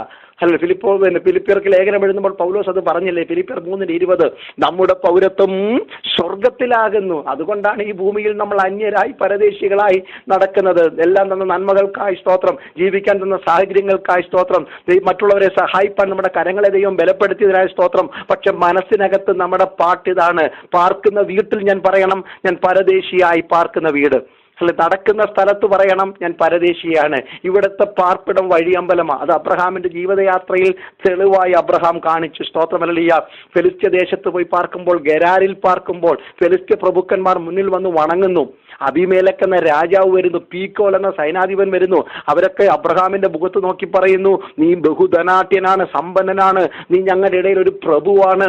പക്ഷെ അബ്രഹാമിന്റെ വാക്ക്, ഞാൻ നിങ്ങളുടെ ഇടയിൽ ഒരു പരദേശിയാണ്. അപ്പൊ ആടും മാടും ആളും പേരും വസ്തുവും ധനങ്ങളും ഒന്നും അബ്രഹാമിന്റെ തലയ്ക്ക് പിടിച്ചില്ല. അത് പിന്നത്തേതിൽ നമുക്ക് കാണാൻ കഴിയുന്നുണ്ടല്ലോ. എബ്രായ ലേഖനം 11-ാം അധ്യായം 9-ാം വാക്യം, അബ്രഹാം തന്റെ പുത്രനായ ഇസഹാക്കിനോടും തന്റെ കൊച്ചുമകനായ യാക്കോബിനും കൂടെ കൂടാരങ്ങളിൽ പാർത്തുകൊണ്ട് കണ്ണ് നട്ടിരുന്നത്, സ്തോത്രം ഹല്ലേലൂയ, തന്റെ വീടിന്റെ മുമ്പിൽ കെട്ടിയിരുന്ന ആട്ടിൻകൂട്ടങ്ങളിലല്ല, തന്റെ വീടിന്റെ മുമ്പിൽ മേഞ്ഞ ഒട്ടകങ്ങളുടെ എണ്ണത്തിലല്ല, തന്റെ വീട്ടിലെ കുതിരയുടെയും കഴുതയുടെ എണ്ണത്തിലല്ല, ദാസന്മാരുടെയും പൊന്നിന്റെയും വെള്ളിയുടെയും തിളക്കത്തിലല്ല അവന്റെ ദൃഷ്ടി പതിച്ചിരുന്നത്. അവന്റെ മാത്രമല്ല, മോനോട് പറഞ്ഞു, കുഞ്ഞെ തലപൊക്കി നോക്കി സഹാക്കെ. വീണ്ടും യാക്കോബിനോട് പറഞ്ഞു, 15 വയസ്സ് പ്രായം അബ്രഹാമിന് മരിക്കുമ്പോൾ കൊച്ചു കുഞ്ഞു തൊട്ട് മടിയിലിരുന്നു കൊണ്ട് അബ്രഹാം യാക്കോബിനോട് പറഞ്ഞു, നീയും തലപൊക്കി നോക്ക്. എന്ത് കാണാം അപ്പച്ചാ? ഞാൻ ദൂരവേ കാണുന്നു. എന്ത് കാണുന്നു? ദൈവം ശില്പിയായി നിർമ്മിച്ചതും അടിസ്ഥാനമുള്ള ഒരു നഗരം. ആ നഗരം അകക്കണ്ണിൽ കണ്ട് കണ്ണിൽ തിളക്കമായി സ്വപ്നമായി മാറിയത് കൊണ്ടാ ഈ മണ്ണിലെ ഒന്നിനോടും അബ്രഹാമിന് ആശയില്ലാതിരുന്നത്. എല്ലാം ഉണ്ടായിട്ടും മലലിയ പരദേശിയെ ഏറ്റു പറയണം. അതാണ് ദേശം വിടണം, 2 ചാർച്ചക്കാരെ വിടണം, വിളിയില്ലാത്തതിനോടെല്ലാം വിട പറയണം. സ്തോത്രം. ആത്മീയത്തെ ആരാധന മുടക്കുന്ന, എൻ്റെ അഭിഷേകത്തെ ചോർത്തിക്കളയുന്ന, എൻ്റെ കൃപ ഇല്ലാതാക്കുന്ന, എൻ്റെ ആത്മീയത്തിന് വില പറയുന്ന ലോകത്തിന്റെ ജഡത്തിന്റെ മോഹങ്ങളെ മുഴുവൻ ഞാൻ വലിച്ചെറിയണം. ഇല്ലെങ്കിൽ ദൈവമക്കളെ കഴിയത്തില്ല. പിന്നീടുള്ള യാത്രയിൽ ലോത്ത് അബ്രഹാമിനെ വിട്ടുപോകുന്ന ചരിത്രമൊക്കെയുണ്ട്. അല്ലെങ്കിൽ ഉൽപ്പത്തി പുസ്തകം 13-ാം അധ്യായത്തില് അല്ലെങ്കിൽ വിട്ടിട്ടും വിടാത്ത മുറുകെ പിടിക്കുന്ന ഭാഷമായിരുന്നു ലോത്ത്. വിളി കേട്ട അബ്രഹാമിന്റെ കൂടെ പറ്റിയ ലോത്ത്, വിളിയില്ലാത്തവൻ കൂടെ പറ്റിയിരിക്കുന്നു. പക്ഷെ സഭായം നടത്തുമ്പോൾ തമ്പേറടിക്കാൻ ലോത്ത് എന്നൊരുത്തൻ കൂട്ടത്തിലുണ്ടായിരുന്നു. വളരെ സന്തോഷമായിരുന്നു. രക്ഷിക്കപ്പെട്ടില്ലെങ്കിലും കൂട്ടത്തിൽ ഇരുന്നോട്ടെ. പക്ഷെ ഒരു ദിവസം പെട്ടെന്ന് കാണുന്ന കാഴ്ച, ലോത്ത് നീരോട്ടമുള്ള സ്ഥലം തേടിപ്പോകുക. പെട്ടെന്ന് മാറിപ്പോകുകയാണ്. നീരോട്ടമുള്ള സ്ഥലം തേടി ലോത്ത് പോകുമ്പോൾ അബ്രഹാം തലകുനിച്ചിരിക്കുന്ന അബ്രഹാമിനെ ഉൽപ്പത്തി 13-ന്റെ 14-ാം വാക്യത്തിൽ കാണുന്നുണ്ട്. കൂടെ ഉണ്ടായിരുന്ന ഒരുത്തനേ ഉള്ളു, സഹോദരന്റെ പുത്രനാ, വളർത്തിക്കൊണ്ട് വന്നതാ. അവൻ ഹല്ലേലൂയ പപ്പും തൂവലും കിളിച്ച് പച്ച പിടിച്ചു കഴിഞ്ഞപ്പോൾ അവൻ പച്ചപ്പ് തേടിപ്പോയി. പക്ഷെ തലകുനിച്ചിരിക്കുന്ന അബ്രഹാമിനെ നോക്കി എന്താ സ്വർഗം പറഞ്ഞത്? ഉൽപ്പത്തി 13-14 മുതൽ. എന്നാൽ ദൈവം അബ്രഹാമിന് പ്രത്യക്ഷനായി. ദൈവം പറഞ്ഞ, കുഞ്ഞെ നീ തലപൊക്കി നോക്കിയാട്ട്. ലോത്ത് പോയെന്നോർത്തുകൊണ്ട് നിന്റെ തല താണു പോകരുത്. കാരണം ഞാനാ നിന്നെ വിളിച്ചത്. എൻ്റെ വിളിക്കകത്ത് ഇത് വേർപാടുള്ളതാ. അത് ലോത്താണെങ്കിലും പിന്നീട് ഇസ്മായേല്, എന്തും വേർപെടുത്തുവാൻ നിനക്ക് തയ്യാറായിരിക്കണം. ആരാധനയ്ക്കും ആത്മീയത്തിനും തടസ്സമായിരിക്കുന്ന സകലത്തോടും നോ എന്ന് പറയുവാനുള്ള ആത്മീയ കരുത്ത് അകത്തുള്ളവർക്ക് മാത്രമേ ആത്മാവിൽ മുന്നേറാൻ കഴിയത്തുള്ളൂ. ശബ്ദരാധന. ഇന്ന് രാത്രി അത്ര പേര് വിശ്വസിക്കുന്നു. ഹല്ലേലൂയ. മുറിച്ചു മാറ്റേണ്ടതിനെ മുറിച്ചു മാറ്റുവാനും അടർത്തി മാറ്റേണ്ടതിനെ അടർത്തി മാറ്റുവാനും കഴിവുള്ളവർക്ക് മാത്രമേ ആത്മീയ ജൈത്രയാത്ര ശക്തിയോടെ ചെയ്യുവാൻ കഴിയത്തുള്ളൂ. കാരണം ഹല്ലേലൂയ, നീരോട്ടമുള്ള സ്ഥലം തേടി അവൻ പോയാലും നീ തെക്കോട്ടും കിഴക്കോട്ടും വടക്കോട്ടും പടിഞ്ഞാറോട്ടും പരത്തുവാൻ ഞാൻ നിന്നെ ശക്തനാ. നീ ദേശത്ത് നെടുകയും കുറുകയും നടക്കണം. പക്ഷേ ഹല്ലേലൂയ, അതിൽ ഏറ്റവും വലിയൊരു സന്തോഷം എന്ന് പറയുന്നത് അതിന്റെ 18-ാം വാക്യം വായിക്കുമ്പോൾ ഹല്ലേലൂയ, അപ്പൊ ഉൽപ്പത്തി 13-ന്റെ 18 ഉടനെ അബ്രഹാം ഒരു യാഗപീഠം കഴിച്ചു, ആരാധന കഴിച്ചു. നമ്മൾ എന്തിനാ പാട്ട് പാടുന്നത്? സ്തോത്രം ഹല്ലേലൂയ, ദൈവം എല്ലാം തന്നനാൽ സ്തോത്രം എന്നൊക്കെ പറഞ്ഞല്ലേ നമ്മുടെ പലപ്പോഴും പാട്ട്. പക്ഷെ ഇവിടുത്തെ പാട്ട് എന്തിനാണെന്നറിയാമോ? അബ്രഹാം ആരാധന കഴിച്ചത്. അന്നത്തെ ആരാധന, ലോത്ത് പോയാൽ പോകട്ടെ, മാറാത്തൊരു ദൈവം കൂടെ ഉണ്ടല്ലോ. ഇന്ന് പാട്ട് പാടിയ സഹോദരങ്ങൾ പാടിയല്ലോ, ക്രൂശിൽ മരിച്ചീശനൻ പേർക്കായി വീണ്ടെടുത്തന്നെ സ്വർഗകനാൻ നാട്ടിലാക്കുവാൻ, പാപം നീങ്ങി ശാപം മാറ്റി മൃത്യുവിന്മേൽ ജയം തന്നു, വേഗം വരാമെന്നുരച്ചിട്ടെൻ്റെ ആമയം എൻ്റെ സംശയം മുഴുവൻ മാറ്റി. അതിനാ നമ്മൾ ദൈവത്തെ ആരാധിക്കുന്നത്. അതെ, സാഹചര്യങ്ങളുടെ സമ്മർദ്ദമില്ലാതെ ദൈവത്തെ വിളിക്കുവാൻ കഴിവുള്ള ഒരു കൂട്ടരുണ്ടെങ്കിൽ അവർ ഭക്തന്മാരായ വിശ്വാസികളാ. സുഖത്തിലും ദുഃഖത്തിലും സമ്പത്തിലും ദാരിദ്ര്യത്തിലും നന്മയിലും തിന്മയിലും ജീവിതത്തിന്റെ എല്ലാ തുറകളിലും ഒരുപോലെ കൈയടിക്കാനും ഒരുപോലെ കൈ ഉയർത്തുവാനും ഒരുപോലെ സ്തോത്രം പറയുവാനും ആമേൻ എന്ന് ചൊല്ലുവാനും അഭിഷേകം പ്രാപിച്ച ദൈവമക്കളെ ഓർത്ത് ഇന്ന് രാത്രി ഞാൻ ദൈവത്തിന് സ്തോത്രം ചെയ്യുന്നു. സ്തോത്രം ഹല്ലേലൂയ. അപ്പൊ വേർപാടായിരുന്നു അബ്രഹാമിനോടുള്ള ദൈവത്തിന്റെ ഒന്നാമത്തെ സ്തോത്രം ഹല്ലേലൂയ ആജ്ഞ. ഇത് രാത്രി വിളിക്കപ്പെട്ട ദൈവസഭയ്ക്കും ദൈവമക്കൾക്കുമുള്ള ഒന്നാമത്തെ കൽപ്പന സെപ്പറേഷനാണ്. എവിടൊക്കെയാ ഇന്ന് രാത്രി നമുക്ക് വേർപാട് വേണ്ടത്? യേശു പറഞ്ഞു, എൻ്റെ പിന്നാലെ വരാൻ നിങ്ങൾക്ക് ഇച്ഛ എനിക്കിഷ്ടമാണ്, പക്ഷേ ശിഷ്യനായിരിക്കണമെങ്കിൽ അതിന് തത്വങ്ങളുണ്ട്. Praise the Lord. അപ്പനെയും അമ്മയും സഹോദരനെയും ഒന്നും എന്നേക്കാൾ അധികം സ്നേഹിക്കാൻ പാടില്ല. വിടേണ്ടതിനെ വലിച്ചെറിയണം, അകറ്റേണ്ടതിനെ അകറ്റണം. അങ്ങനെയുള്ളവർക്ക് മാത്രമേ എൻ്റെ പിന്നാലെ വരുവാൻ കഴിയത്തുള്ളൂ. വേർപെട്ടവന് കൊടുക്കുന്ന അനുഗ്രഹങ്ങളാണ് അബ്രഹാമിനുള്ള 7-fold ബ്ലെസ്സിങ്. നാം എപ്പോഴും അത് വാക്തത്വമായിട്ടൊക്കെ അങ്ങ് 2 കൈയിട്ട് സ്വീകരിക്കും. ആണ്ടവസാനത്തിൻ്റെ അന്നോ അല്ലെങ്കിൽ മറ്റുള്ള പ്രവാചകന്മാർ വന്നോ ഞാൻ നിന്നെ വലിയൊരു ജാതിയാക്കും എന്നൊക്കെ. പക്ഷെ വേർപെട്ടവനോടുള്ള 7 ദൂതുകളാണ് അവിടെ പറയുന്നത്. ഒറ്റ വാക്കിൽ പറഞ്ഞ് ഞാൻ പോകാം. വേർപെട്ടവനോട് ദൈവം പറയുകയാണ് 7 അനുഗ്രഹം പറയുന്നത്. ഒന്ന്, ഞാൻ നിന്നെ അനുഗ്രഹിച്ച് വലിയൊരു ജാതിയാക്കും. അതിന്റെ അർത്ഥം നീ വേർപെടുമ്പോൾ നിനക്കൊരു ശൂന്യത ഉണ്ടാകും. പിതൃഭവനം വിട്ടതിന്റെ, ദേശം വിട്ടതിന്റെ, കൂട്ടുകാരെ വിട്ടതിന്റെ, നാട്ടുകാരെ വിട്ടതിന്റെ ഏകാന്തത നിന്റെ അകത്ത് ദുഃഖമായി മാറും. പക്ഷേ ഞാൻ നിന്നെ വലിയൊരു ജാതിയാക്കി മാറ്റും. നിനക്ക് കൂട്ടും കൂട്ടായ്മയും തരുവാൻ ഞാൻ വിശ്വസ്തനാണ്. സ്തോത്രം. 2, ഞാൻ നിന്നെ അനുഗ്രഹിക്കും. നീ എടുത്ത തീരുമാനത്തെ, നിന്റെ വിശ്വാസ യാത്രയെ സ്വർഗീയ അനുഗ്രഹം ഞാൻ നിറയ്ക്കും. എഫേസ്യ ലേഖനത്തിൽ പറയുന്ന കണക്ക് മണ്ണിന്റെ ഗന്ധമില്ലാത്ത സ്വർഗത്തിലെ സകല ആത്മീയ അനുഗ്രഹങ്ങളാലും ഞാൻ നിങ്ങളെ ക്രിസ്തുയേശുവിൽ അനുഗ്രഹിച്ചിരിക്കുന്നു. തിരഞ്ഞെടുത്തു വീണ്ടെടുക്കപ്പെട്ടവന്റെ, വേർപെട്ടവന്റെ അനുഗ്രഹങ്ങളാ പുത്രത്വവും വീണ്ടെടുപ്പും പരിശുദ്ധാത്മാവെന്ന ആചാരവും ഒക്കെ നമുക്ക് നൽകിയിരിക്കുന്നത്. സ്തോത്രം. നിന്റെ പേര് ഞാൻ വലുതാക്കും. 4 പേര് അറിയുന്ന പേരെന്നല്ല. സ്തോത്രം. രാജകീയ പുരോഹിതവർഗമായ പേര് നമുക്ക് തരും. കൽദയർ നിന്റെ പേര് വെട്ടിയാൽ സ്വർഗത്തിൽ നിന്റെ പേരെഴുതും. ദൈവമക്കളെ, ഇന്ന് രാത്രി സ്തോത്രം ചെയ്യണം. വേർപെട്ടവനെ ലോകത്തിൽ ആരും അംഗീകരിച്ചില്ലെങ്കിലും വേർപെട്ടവന്റെ പേര് സ്വർഗത്തിൽ എഴുതി വെക്കുന്നു. വേർപെട്ടവന്റെ പേര് ഞാനല്ല, എൻ്റെ കയ്യിൽ നിന്നെ വഹിക്കുമെന്നാണ് പറയുന്നത്. നീ ഒരു അനുഗ്രഹമായിരിക്കും. അനേകർക്കൊരു ആശ്വാസവും കൈത്താങ്ങലുമായിരിക്കും. സ്തോത്രം. നിന്നെ അനുഗ്രഹിക്കുന്നവരെ ഞാൻ അനുഗ്രഹിക്കും. ആളുകളുടെ കാഴ്ചപ്പാട് മാറ്റും നിന്നിൽ കൊണ്ട്. നീ ആരാണെന്ന് അറിയുമെന്ന്. സ്തോത്രം. നിന്നെ ശപിക്കുന്നവരെ ഞാൻ ശപിക്കും. എന്താ അർത്ഥം? ഹല്ലേലൂയ. മറ്റുള്ളവർ നിന്റെ നേരെ വിരൽ ചൂട്ടുമ്പോൾ ഒന്ന് പകച്ചു നിൽക്കും. നിന്റെ നേരെ ആക്ഷേപിക്കുമ്പോൾ ഒന്ന് പകച്ചു നിൽക്കും. നീ ആരാണെന്നുള്ള വെളിപ്പാട് ഞാൻ അവർക്ക് കൊടുക്കും. നിനക്ക് വിരോധമായി കെട്ടിപ്പൊക്കുന്ന ഒരായുധവും ഫലിക്കത്തില്ല. ശപിക്കുന്നവർ ശപിക്കട്ടെ, ആക്ഷേപിക്കുന്നവർ ആക്ഷേപിക്കട്ടെ. ക്രിസ്തീയ യാത്രയിൽ നിന്നെയും പരിഹാസമുണ്ട്. പക്ഷെ അത് ഫലിക്കാതെ വണ്ണം നീ യാത്ര തുടർന്നോണം. നിന്നിൽ ഭൂമിയിലെ സകല വംശങ്ങളും അനുഗ്രഹിക്കപ്പെടും. I will make a difference in your ministry. ശുശ്രൂഷയിൽ നീ എവിടെ ചെന്നാലും അത് അനുഗ്രഹിക്കപ്പെടും. സ്തോത്രം. സഭയുടെ വലിപ്പമല്ല, അല്ലെങ്കിൽ ആൾക്കാരുടെ പ്രത്യേകതയല്ല, ദേശത്തിന്റെ സംസ്കാരമല്ല. If God appoint to go anywhere and you are going to make a difference there. അവിടെ നിങ്ങൾക്കൊരു വ്യത്യാസം വരുത്തുവാൻ കഴിയും. നിങ്ങൾ അനുഗ്രഹമായിരിക്കുമെന്ന് പറയുന്നതിന്റെ അർത്ഥം അതാ ദൈവമക്കളെ. നമുക്കെല്ലാവർക്കും സുപരിചിതമാണ്. നമുക്ക് തെർമോമീറ്ററും തെർമോസ്റ്റാറ്റും അറിയാം. നിങ്ങൾക്കറിയാവുന്ന കാര്യമാണെങ്കിലും ഇതോടെ ചേർത്ത് പറയുകയാണ്. തെർമോമീറ്ററിന്റെ പ്രത്യേകത, ഇപ്പൊ വലിയ തെർമോമീറ്ററിന്റെ ആണല്ലോ, ടെമ്പറേച്ചർ എടുക്കാതെ എങ്ങും പോകാൻ പറ്റത്തില്ല. എവിടെ പോയാലും തെർമോമീറ്റർ കൊണ്ട് ടെമ്പറേച്ചർ. ഇപ്പൊ ചർച്ചിൽ പോലും അല്ലെങ്കിൽ തുറക്കുമ്പോൾ വരുമ്പോൾ ആൾക്കാരുടെ ബോഡി ടെമ്പറേച്ചർ എടുത്തിട്ട് അകത്ത് കയറ്റുവാൻ കഴിയത്തുള്ളല്ലോ. ഈ തെർമോമീറ്ററിന്റെ പ്രത്യേകത, ഞാൻ 100 ഡിഗ്രി ആണെങ്കിൽ തെർമോമീറ്റർ 100 ഡിഗ്രിയാണ്. വേറൊരാൾ 96.4 ആണെങ്കിൽ അത് അങ്ങനെ തന്നെയാണ്. 1 ഡിഗ്രി അങ്ങോട്ടും ഇങ്ങോട്ടും മാറത്തില്ല. 6 ചൂടുണ്ട്, അതനുസരിച്ച് പുള്ളി നിന്നോളും. പക്ഷെ തെർമോസ്റ്റാറ്റ് അങ്ങനെയല്ല. നമ്മുടെ അറിയാമല്ലോ, വീടിനകത്ത് ഞാൻ തെർമോസ്റ്റാറ്റ് 72 വെച്ചാൽ വീടിന്റെ ടെമ്പറേച്ചർ 72ലേക്ക് വരും. അത് 60 വെച്ചാൽ 60ലേക്ക് വരും. അതെ, ഞാനായിരിക്കണം സാഹചര്യങ്ങളെ നിയന്ത്രിക്കേണ്ടത്, അല്ല സാഹചര്യങ്ങൾ എന്നെ നിയന്ത്രിക്കുകയല്ല. ദേശത്തിന്റെ ചൂടും താളവും സംസ്കാരവും ഒത്തു തുള്ളുന്നവനല്ല ആത്മീയൻ. എൻ്റെ കാഴ്ചപ്പാടിനൊത്തവണ്ണം സാഹചര്യങ്ങളെ മാറ്റിമറിക്കുവാനുള്ള ഒരു വ്യക്തിത്വത്തിന് ഉടമയായി നീ വേർപെട്ടാൽ ഞാൻ നിന്നെ മാറ്റും. അബ്രഹാമേ, you can change the situations and circumstances. അതാണ് ദൈവം കൊടുത്ത അവന്റെ വേർപാടിന്റെ പ്രമാണം. സ്തോത്രം. വേർപെട്ടിറങ്ങിയ അബ്രഹാം. ഒന്നാമത്തെ നമ്മുടെ വിളി ഇതായിരിക്കണം. നമ്മെ വിളിച്ച ദൈവം എന്താ ആവശ്യപ്പെടുന്നത്? We need to be separated. Call for a separation. വേർപാടിന് വേണ്ടിയാണ് ദൈവം നമ്മെ വിളിച്ചിരിക്കുന്നത്. രണ്ടാമത്തെ ഒരു കാര്യം കൂടി ഇന്ന് രാത്രി പറഞ്ഞ് നമുക്ക് ഈ ശുശ്രൂഷയോടെ അവസാനിപ്പിക്കാം. സ്തോത്രം. രണ്ടാമത്തെ വിളി 15-ാം അധ്യായത്തിലാണ്. സ്തോത്രം. ഉൽപ്പത്തി പുസ്തകം 15-ാം അധ്യായത്തിന്റെ 1-ാം വാക്യത്തിലാണ് രണ്ടാമത്തെ വിളി. രണ്ടാമത്തെ വിളി നാം ഇങ്ങനെ വായിക്കുന്നു.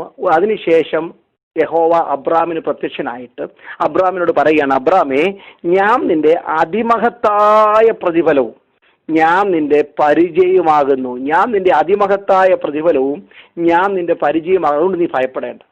സ്തോത്രം. ഈ സംഭവം നിങ്ങൾക്ക് നന്നായിട്ടറിയാം. ഉൽപ്പത്തി പുസ്തകം 14-ാം അധ്യായത്തിലെ സംഭവം.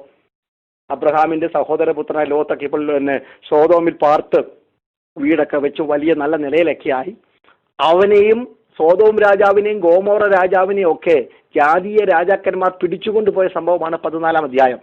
അങ്ങനെ പോയപ്പോൾ ഓടിപ്പോയ ഒരുത്തൻ ഓടി വന്നിട്ട് അബ്രാമിനോട് പറഞ്ഞു. സ്തോത്രം. എന്താ പറഞ്ഞത്? അബ്രാമേ, അങ്ങയുടെ സഹോദരപുത്രനായ ലോത്തിനെയെല്ലാം അവർ പിടിച്ചുകൊണ്ട് പോയെന്ന് പറഞ്ഞു. പ്രാണന് വേണ്ടി ഓടുന്ന ഒരുത്തൻ, ഉൽപ്പത്തി 14-ന്റെ 13 വായിക്കുമ്പോൾ പ്രാണന് വേണ്ടി ഓടുന്ന ഒരുത്തൻ വന്നിട്ട് പറയുന്നു ഒരു കൂട്ടം ആൾക്കാർ പിടിക്കപ്പെട്ടെന്ന്. ദൈവമക്കളെ, നാം വാളിന് തെറ്റിയെങ്കിൽ മറ്റുള്ളവരുടെ കാര്യം പറയാൻ മറന്നു പോകരുത്. അതാണ് മധ്യസ്ഥ പ്രാർത്ഥന. വിശദീകരിക്കുന്നില്ല. സഹോദരന്റെ കഷ്ടത കേട്ടപ്പോൾ, എന്നോട് പിണങ്ങിപ്പോയവനല്ലേ, അക്കരെ അവൻ വേറെ സഭ തേടിപ്പോയവനല്ലേ, അവൻ വേറെ ദേശത്ത് മാറി പാർത്തവനല്ലേ, ഞങ്ങളുമായിട്ട് ഇപ്പോൾ സഹോദരമൊന്നുമില്ലല്ലോ എന്ന് പറഞ്ഞ് അബ്രഹാം മാറി നിന്നില്ല. അബ്രഹാമിന്റെ വേർപാടിന്റെ പ്രത്യേകത എന്ന് പറഞ്ഞാൽ അകത്ത് ദൈവസ്നേഹം നിറഞ്ഞവനായിരുന്നു അബ്രഹാം. ദൈവത്തിന്റെ സ്നേഹിതൻ എന്ന പേര് എനിക്കും നിങ്ങൾക്കും വേണമെങ്കിൽ അതാണല്ലോ നമ്മുടെ ചിന്തയുടെ തുടക്കം. If I want to be called as a friend of God, the same love God has shown to me. യഹോവ എന്നോട് കാണിച്ച, ദൈവം എന്നോട് കാണിച്ച സ്നേഹം അതിന്റെ ഡിഗ്രി ഒട്ടും കുറയാതെ മറ്റുള്ളവരോടും കാണിപ്പാൻ ഞാനും നിങ്ങളും ബാധ്യസ്ഥരാണ്. പഴയ നിയമത്തിൽ സ്നേഹം ഞാൻ മറ്റുള്ളവർ അല്ലെങ്കിൽ കൂട്ടുകാരനെ നിന്നെ പോലെ തന്നെ സ്നേഹിക്കുന്നതാ പഴയ പ്രമാണം. നമ്മൾ പഴയ പ്രമാണത്തിന്റെ ഒരു പടിയുടെ മുകളിൽ ഒരു പുതിയ കൽപ്പന യേശു നമുക്ക് തന്നത്. ഞാൻ നിങ്ങളെ സ്നേഹിച്ചതുപോലെ നിങ്ങളെ സ്നേഹിക്കണം. പഴയ പ്രമാണത്തിൽ ഞാൻ എങ്ങനെ സ്നേഹിക്കുന്നോ അതുപോലെ മറ്റുള്ളവരെ സ്നേഹിച്ചാൽ മതി. എനിക്ക് എന്നോട് അത്ര സ്നേഹമുണ്ട്. നിരാശ വരുമ്പോൾ തൂങ്ങിച്ചാൽ എത്രയോ പേരുണ്ട്. അപ്പോൾ ആ സ്നേഹത്തിന്റെ ഡിഗ്രി നിങ്ങൾക്ക് മനസ്സിലായല്ലോ. പക്ഷേ പുതിയ നിയമത്തിന്റെ പ്രമാണം സ്വർഗം എങ്ങനെ എന്നെ സ്നേഹിച്ചോ, ജീവൻ കൊടുത്ത് പ്രാണൻ വെച്ചു കൊടുത്ത് ഒന്നും തിരിച്ചു പിടിക്കാതെ അൺകണ്ടീഷണൽ, ഒന്നും തിരിച്ചു പ്രതീക്ഷിക്കാത്ത ആ സ്നേഹമാണ് നമ്മൾ മറ്റുള്ളവർക്ക് കൊടുക്കേണ്ടത്. ഈ അബ്രഹാം ഇത് കേട്ടപ്പോൾ തൻ്റെ വീട്ടിൽ ജനിച്ച 318 അഭ്യാസികളുമായി പോയി യുദ്ധം ചെയ്യുന്നതാണ് 14-ാം അധ്യായം. അതിന്റെ 15-16 വാക്യങ്ങളിൽ രാജാക്കന്മാർക്ക്, പ്രഭുക്കന്മാർക്ക് കഴിയാത്ത യുദ്ധം തന്റെ ഭക്തന്റെ കൈകൊണ്ട് ദൈവം ജയിച്ചെടുക്കുന്നു. ദൈവശബ്ദം കേട്ടിറങ്ങിയവന്റെ കൈകൊണ്ട് ദൈവം അന്നും ഇന്നും വിജയം തരുന്ന ദൈവമാണ്. ക്രിസ്തുവിൽ നമ്മളെ ജയോത്സവമായി നടത്തുന്ന, നമ്മെ കൊണ്ട് എല്ലായിടത്തും തന്റെ പരിജ്ഞാനത്തിന്റെ വാസന വെളിപ്പെടും. എവിടെ ചെന്നാലും തല കുനിച്ചു വരാതെ പരിജ്ഞാനത്തെ, ക്രിസ്തുവിനെ അറിഞ്ഞതിന്റെ ആ സൗരഭ്യം അത് വിജയത്തിൽ കൂടി തരുന്നവനാണ് നമ്മുടെ കർത്താവ്. അങ്ങനെ വരുന്ന അബ്രഹാമിനെ എതിരേൽക്കുന്ന ദൈവത്തിന്റെ മഹാപുരോഹിതനായ മൽക്കീസേദാക്കിന്റെ ചരിത്രമാണ് 18 മുതൽ 20 വരെയുള്ള വാക്യങ്ങൾ. ഉൽപ്പത്തി 14, 18 മുതൽ 20 വരെ. കിങ് ഓഫ് സേലേം അല്ലെങ്കിൽ ശാലേം രാജാവായ മൽക്കീസേദക്ക്. ക്രൈസ്തലോടലിയ രണ്ടർത്ഥമാണ് കൊടുക്കുന്നത്. സ്തോത്രമല്ലിയ. യേശു പഴയ നിയമത്തിൽ ഇൻകാർണേറ്റ് ചെയ്തതാണെന്നൊക്കെ നമുക്ക് വേദപണ്ഡിതാക്കൾക്ക് അത് മനസ്സിലാക്കിയെടുക്കാം. അവന് 2 പേരാ: നീതിയുടെ രാജാവ്, സമാധാനത്തിന്റെ രാജാവ്. ഒരേ സമയം നീതിയും സമാധാനവും കൂടെ കൊണ്ടു നടക്കുന്നത് ആരാ ദൈവമക്കളെ? സ്തോത്രമല്ലിയ. കാൽവറിയിലോട്ടൊന്ന് പോയാട്ട് അവിടാണ് ഞാൻ നീതിയും സമാധാനവും തമ്മിൽ എതിരേൽക്കുന്നത് കണ്ടത്. ഹല്ലേലൂയ. നീതിയും സമാധാനവും തമ്മിൽ ചുംബിക്കുന്ന ഏക സ്ഥലം കാൽവറിയ. പാപത്തിന് ശിക്ഷ വേണം, പാപം ചെയ്യുന്ന ദേഹി മരിക്കണം, വീണ്ടെടുപ്പ് രക്തചൊരിച്ചിൽ കൂടെ മാത്രമേ ഉള്ളൂ എന്ന് ദൈവത്തിന്റെ നീതി അവിടെ ഉറപ്പിച്ചടിവരയിട്ട് പറയുമ്പോൾ, ഹല്ലേലൂയ, സമാധാനം, സ്നേഹത്തിന്റെ ദൈവം ഇല്ല. മനുഷ്യനെ തേടി ദൈവം മണ്ണിലേക്ക് ഇറങ്ങി വന്ന മൺപുഴുവായി തീർന്ന ചരിത്രമാ ക്രൂശിൽ. ഇത് രണ്ടും ഒരുമിച്ച് അങ്ങോട്ട് ചുംബിച്ച സ്ഥലമാ കാൽവറി. അതുകൊണ്ട് എഫേസ്യ ലേഖനത്തിൽ പൗലോസ് വിളിച്ചു പറഞ്ഞ് 2-ാം അധ്യായത്തിന്റെ 11 അവൻ നമ്മുടെ സമാധാനം, അവൻ ഇരുപക്ഷത്തെയും ഒന്നാക്കി. സ്തോത്രം. അവിടെ അപ്പവും വീഞ്ഞും ജയിച്ചു വരുന്ന അബ്രഹാമിന് അപ്പവും വീഞ്ഞും കൊടുക്കുകയാണ് മൽക്കീസേദക്ക്. ഈ അപ്പവും വീഞ്ഞും നമ്മൾക്ക് ഞായറാഴ്ച കർത്താവിന്റെ തിരുമേശയൊക്കെ ഉണ്ട്. നീതിയും സമാധാനവും ചുംബിച്ച സ്ഥലമായ കാൽവറിയെ ഓർക്കുന്നതാണ് യഥാർത്ഥത്തിൽ കർത്താവിന്റെ തിരുമേശ. ഇന്ന് ആലയത്തിൽ കൂടി വരുവാൻ കഴിയുന്നില്ല. കർത്താവിന്റെ തിരുമേശ എല്ലാ ആഴ്ചയിലും എടുക്കുന്ന സഭകളായിരുന്നു മിക്കവാറുമുള്ള സഭകൾ. നമുക്കിന്ന് അതിനിപ്പോൾ സാവകാശമില്ല, സ്വാതന്ത്ര്യമില്ല. പക്ഷേ കാൽവറിയെ ഓർക്കാൻ മറന്നു പോകരുത്. അപ്പവീഞ്ഞുകൾ കയ്യിൽ കിട്ടിയില്ലെങ്കിലും വീട്ടിലിരുന്നു കൊണ്ട് ദൈനംദിനം ക്രൂശിൽ മരിച്ച ഈശനെ മറന്നു പോകരുത്. എനിക്കും നിങ്ങൾക്കും വേണ്ടി പരമയാഗമായി തീർന്ന ക്രിസ്തുവിനെ മറന്നൊരു ജീവിതം നമുക്ക് പറ്റത്തില്ല. ഇവിടെ അപ്പവും മീഞ്ഞും കൊണ്ട് മൽക്കീസേദക്ക് കൊടുക്കുകയാണ്. മരുഭൂമിയിൽ ദൈവത്തിന്റെ ഒരു മേശ അനുഭവിച്ച് ശത്രുക്കൾക്ക് മുമ്പാകെ വിരുന്നു ഒരുക്കി, ഹല്ലേലൂയ, തളർന്നവന് ദൈവം താങ്ങായി കൊടുത്തിട്ട്. സ്തോത്രം. ഹല്ലേലൂയ. ആ അബ്രഹാം ആ അപ്പവീഞ്ഞുകൾ കഴിച്ചു വരുമ്പോൾ അടുത്തത് പ്രലോഭനമാണ്. ഞാൻ ഈ 15-ാം അധ്യായത്തിന്റെ പിൻചരിത്രം എന്ന് പറഞ്ഞു, 2-ാമത്തെ വിളിയുടെ പിന്നിലുള്ള ചരിത്രമാണ് പറയുന്നത്. വരുന്ന അബ്രഹാമിനെ ഹൃദയത്തിന് സന്തോഷം പകരുവാൻ വീഞ്ഞും മുറിവിനും ഒക്കെ വേദനയ്ക്ക് വേണ്ട വീഞ്ഞും കൊടുത്ത് കരുത്തു പകരാൻ, അല്ലെ 104-ാം സങ്കീർത്തനം 15-ാം വാക്യത്തിലാണ് അത് പറയുന്നത്. ഹൃദയ സന്തോഷം പകരാൻ വീഞ്ഞും, അല്ലെങ്കിൽ മനുഷ്യന് കരുത്തു പകരാൻ അപ്പവും കൊടുത്തിട്ട് ഇത് കഴിച്ചു വരുന്ന അബ്രഹാമിന്റെ മുമ്പിൽ പ്രലോഭനങ്ങൾ നൃത്തം ചെയ്യുകയാണ്. എന്തായിരുന്നു പ്രലോഭനം? സ്തോത്രം. സോദോം രാജാവ് പറയുക, ആളുകളെല്ലാം എനിക്ക് തന്നാട്ട്. ജയിക്കാത്തവരെ ഈ പറയുന്നത്. സകലവും നഷ്ടപ്പെട്ടിട്ട് അബ്രഹാം പോയാണ് അത് തിരിച്ചു പിടിച്ചത്. ആളുകളെയൊക്കെ എനിക്ക് തന്നാട്ട്, ഞാൻ നിനക്ക് സമ്പത്ത് തരാം. പക്ഷേ അബ്രഹാമിന് മനസ്സിലായി, സമ്പത്തിന്റെ മുമ്പിൽ തലകനിക്കുന്നതല്ല എൻ്റെ ആത്മീയ വിജയം, പണത്തിന് വേണ്ടിയുള്ളതല്ല എൻ്റെ ആത്മീയം, പണത്തിന് വിൽക്കാനുള്ളതല്ല എൻ്റെ ആത്മീയം. ക്രൈസ്തലോ, കാൽവറിയിൽ എനിക്ക് നേടിത്തന്ന ജയത്തിന് ഞാൻ ആസ്വദിക്കുമ്പോൾ അത് വിറ്റ് കാശാക്കുന്നതല്ല ആത്മീയം. അങ്ങനെയുള്ള ഗേഹസിമാര് കണ്ടേക്കാം. അല്ലെ രോഗശാന്തി വിറ്റ് കാശാക്കുന്ന ഗേഹസിമാരുണ്ട്. ഏലിശ ഹല്ലേലൂയ അകക്കണ്ണ് തുറന്ന ഏലിശ ഹല്ലേലൂയ അഗ്നിരഥങ്ങളും അഗ്നിയക്ഷങ്ങളും ഇറങ്ങുന്നതും പോകുന്നതും കണ്ട ഏലിശായിക്ക് പണത്തിന്റെ തിളക്കം കണ്ണിലെ തിളക്കമേ അല്ല, അഗ്നിരഥത്തിന്റെ തിളക്കമാ തന്റെ കണ്ണിലെ തിളക്കം. അങ്ങനെയുള്ള ഏലിശാമാരൊന്നും ഹല്ലേലൂയ പണത്തിന്റെ മുമ്പിൽ കണ്ണ് മഞ്ഞളിച്ചു പോകത്തില്ല. പക്ഷെ ഗേഹസിമാർ നയമാന രഥത്തിന്റെ പുറകെ ഓടും. ഇല്ലാത്തതിന്റെ പേര് പറഞ്ഞ് കാശുണ്ടാക്കും. എബ്രേം മലനാട്ടിൽ നിന്ന് രണ്ടുപേര് വന്നിരിക്കുന്നു. ഇല്ലാത്ത ബൈബിൾ കോളേജ്, ഇല്ലാത്ത ഓർഫനേജ്, ഇല്ലാത്ത പ്രസ്ഥാനത്തിന്റെ പേരൊക്കെ പറഞ്ഞിട്ട് കാശും പണവും ഒക്കെ പിരിക്കുന്നത് ഗേഹസിയുടെ മിനിസ്ട്രിയാണ്. അബ്രഹാം പണത്തിന്റെ മുമ്പിൽ തലകുനിക്കത്തില്ല. കാരണം അബ്രഹാം പറഞ്ഞൊരു പദമുണ്ട്, ഉൽപ്പത്തി 14:23, എന്റെ ദൈവം ആരാണെന്ന് സോദോം രാജാവ് നീ കേട്ടാട്ട്, നീ വലിയ രാജാവായിരിക്കാം, നീ സോദോമിന്റെ അധിപനായിരിക്കാം, പക്ഷെ എന്റെ ദൈവം ആരാ? സ്തോത്രമല്ലി, എന്റെ ദൈവം മല്ലി ആകാശവും ഭൂമിയും നിർമ്മിച്ച ദൈവമാണ്. ആ ദൈവത്തിന്റെ നാമത്തിൽ രണ്ട് കൈയും പൊക്കി സത്യം ചെയ്യുന്നു, നിന്റെ കയ്യിൽ നിന്നൊരു ചെരുപ്പോ വാറോ ഞാൻ വാങ്ങത്തില്ല. കാരണം ഹല്ലേലൂയ, നാളെ നീ പറയും നീ എന്നെ സമ്പന്നനാക്കിയതെന്ന്. അത് ഇന്ന് രാത്രി അമേരിക്കയുടെ മണ്ണിൽ ആ ആഡംബരത്തോട് അഭിമാനത്തോട് അന്തസ്സോടെ ജീവിക്കുന്ന ആത്മീയരെ ഞാൻ നിങ്ങളോട് പറയട്ടെ, ഈ രാജ്യം തന്ന നന്മയല്ല, ഈ രാജ്യത്ത് വരുവാൻ ദൈവം അവസരം തന്നു. പക്ഷെ നമ്മുടെ എല്ലാ നന്മയുടെയും പിന്നിലെ ഉത്തരവാദി ദൈവമാണെന്ന് അഭിമാനത്തെ വിളിച്ചു പറയണം. പുകഴുന്നവൻ കർത്താവിൽ പ്രശംസിക്കട്ടെ. ഹല്ലേലൂയ. തലമുറയെ നോക്കി, വീടിനെ നോക്കി, വാഹനത്തെ നോക്കി, ആത്മീയത്തെ നോക്കി, ശുശ്രൂഷയെ നോക്കി എന്തെങ്കിലും പറയാനുണ്ടെങ്കിൽ you need to mark it and say that this is the gift of God. ഇത് ദൈവത്തിന്റെ ദാനമാണെന്ന് പറയണം. എന്റെ വിജയം എന്റെ കൈയുടെ മിടുക്കല്ല, 318 അഭ്യാസികളുടെ മിടുക്കല്ല, സ്വർഗത്തിലെ ദൈവമാണ്. ഹല്ലേലൂയ. ലോകത്തിൻ്റെതൊന്നും വേണ്ട എന്ന് വെച്ചു വരുന്ന അബ്രഹാം അന്ന് രാത്രിയിൽ കിടന്നുറങ്ങുമ്പോൾ തേജോമനായ ദൈവം വീണ്ടും വിളിക്കുക. രണ്ടാമത്തെ വിളി വിശ്വാസയാത്രയിൽ ദൈവ പൈതൽ കേൾക്കുന്ന രണ്ടാമത്തെ വിളിയ. വേർപെട്ടവനും ഹല്ലേലൂയ ഹല്ലേലൂയ വേർപെട്ടവൻ, തീരുമാനമെടുക്കുന്നവൻ, പ്രതിഷ്ഠ പുതുക്കുന്നവൻ കേൾക്കുന്ന രണ്ടാമത്തെ വിളിയാണ് ഉൽപ്പത്തി 15:1, ദ കോൾ ഓഫ് കൺഫർമേഷൻ, ഉറപ്പിന്റെ വിളിയ, ദ കോൾ ഓഫ് അഷ്വറൻസ്, ധൈര്യം തരുന്ന വിളിയാണ്. എന്തായിരുന്നു വിളി? സ്തോത്രം. നീ ഭയപ്പെടേണ്ട കേട്ടോ. ഈ ദൈവശബ്ദം എന്നും കേൾക്കണം. ഈ പാൻഡമിക് സീസണിലും രാജ്യത്തിന്റെ ഭാവി എന്താണെന്ന് ഓർത്ത് ലോകം ആകുലപ്പെടുമ്പോൾ നാളെ ജോലി കാണുമോ? ദൈവസഭകൾക്ക് ഇനി ഒരുമിച്ച് കൂടി വരാൻ പറ്റുമോ? കുടുംബങ്ങളൊക്കെ കാണുമോ? ശുശ്രൂഷകന്മാരൊക്കെ കാണുമോ? എന്തായിരിക്കും നാളെ ഭാവി എന്ന ആശങ്ക അകത്തുള്ളവരെ എനിക്ക് 100 പേരെ അറിയാം. ദിനംതോറും ഞാൻ പല സ്ഥലങ്ങളിൽ പ്രസംഗിക്കാറുണ്ട്, പലരോടും ആശയ സംവാദം ചെയ്യാറുണ്ട്, ദൈവദാസന്മാരോട് ഹൃദയം പങ്കുവെക്കാറുണ്ട്, വിശ്വാസികളോട് പങ്കുവെക്കാറുണ്ട്. കുഞ്ഞുങ്ങളുടെ വിദ്യാഭ്യാസം എന്തായിത്തീരും? കോളേജുകൾ, സ്കൂളുകൾ ഇനി തുറക്കുമോ? പഴയതുപോലെ ജോലി സാധ്യതകൾ ഈ രാജ്യത്തുണ്ടാകുമോ? തിരിച്ച് നാട്ടിൽ പോകാൻ പറ്റാത്ത സ്ഥിതികൾ. പണ്ടൊരു പ്രശ്നം ഉണ്ടായിക്കഴിഞ്ഞാൽ Oklahoma is known for the tornado ഉണ്ടായിക്കഴിഞ്ഞാൽ അടുത്ത സ്റ്റേറ്റിൽ കുറച്ച് ദിവസം പോയി നിൽക്കാമായിരുന്നു. ഹല്ലേലൂയ. ഹൂസ്റ്റണിൽ വെള്ളം പൊങ്ങിയാൽ വേറെ സ്ഥലത്തോട്ട് പോകാമായിരുന്നു. ഇന്ന് ഒരു രാജ്യത്തും പോകാൻ പറ്റത്തില്ലല്ലോ. എവിടെങ്കിലും ചെന്നാൽ വിടക്ക് കണ്ണോടെ നോക്കുന്നു. ആവേശത്തോടെ ഒരു കാലഘട്ടങ്ങളിൽ പ്രവാസികളെ സ്വീകരിച്ച നാട് നമ്മെ കണ്ടാൽ അലർജിയോടെ മാറിപ്പോകുന്ന ഒരു കാലഘട്ടം. എന്നിനി ഒരു കൂട്ടായ്മ ഉണ്ടാകും, ആർക്കും അറിയത്തില്ല. പക്ഷെ അതിന്റെ നടുവിൽ ഞാനും നിങ്ങളും കേൾക്കേണ്ട ശബ്ദം ഭയപ്പെടേണ്ട. ഓ ഹല്ലേലൂയ. ഇന്ന് രാത്രി ഹല്ലേലൂയ IPC ടാബർനാക്കിലുള്ള വിശ്വാസികളോട്, ഈ പ്രയറിലായിരിക്കുന്ന മാന്യ ദൈവദാസിദാസന്മാരോട് എനിക്ക് പറയാനുള്ള ഒരു സന്ദേശം അതാണ്: ഭയപ്പെടേണ്ട. സാഹചര്യങ്ങളെ കണ്ട് ഭയപ്പെടേണ്ട. സ്തോത്രമല്ലിയ. കാരണം അബ്രഹാമിനോട് 2 ദൂത് പറയുക. നീ ഭയപ്പെടേണ്ടെന്ന് പറയുന്നതിന്റെ കാരണം, ഒന്ന്, ഞാൻ നിന്റെ പരിചയമാണ്.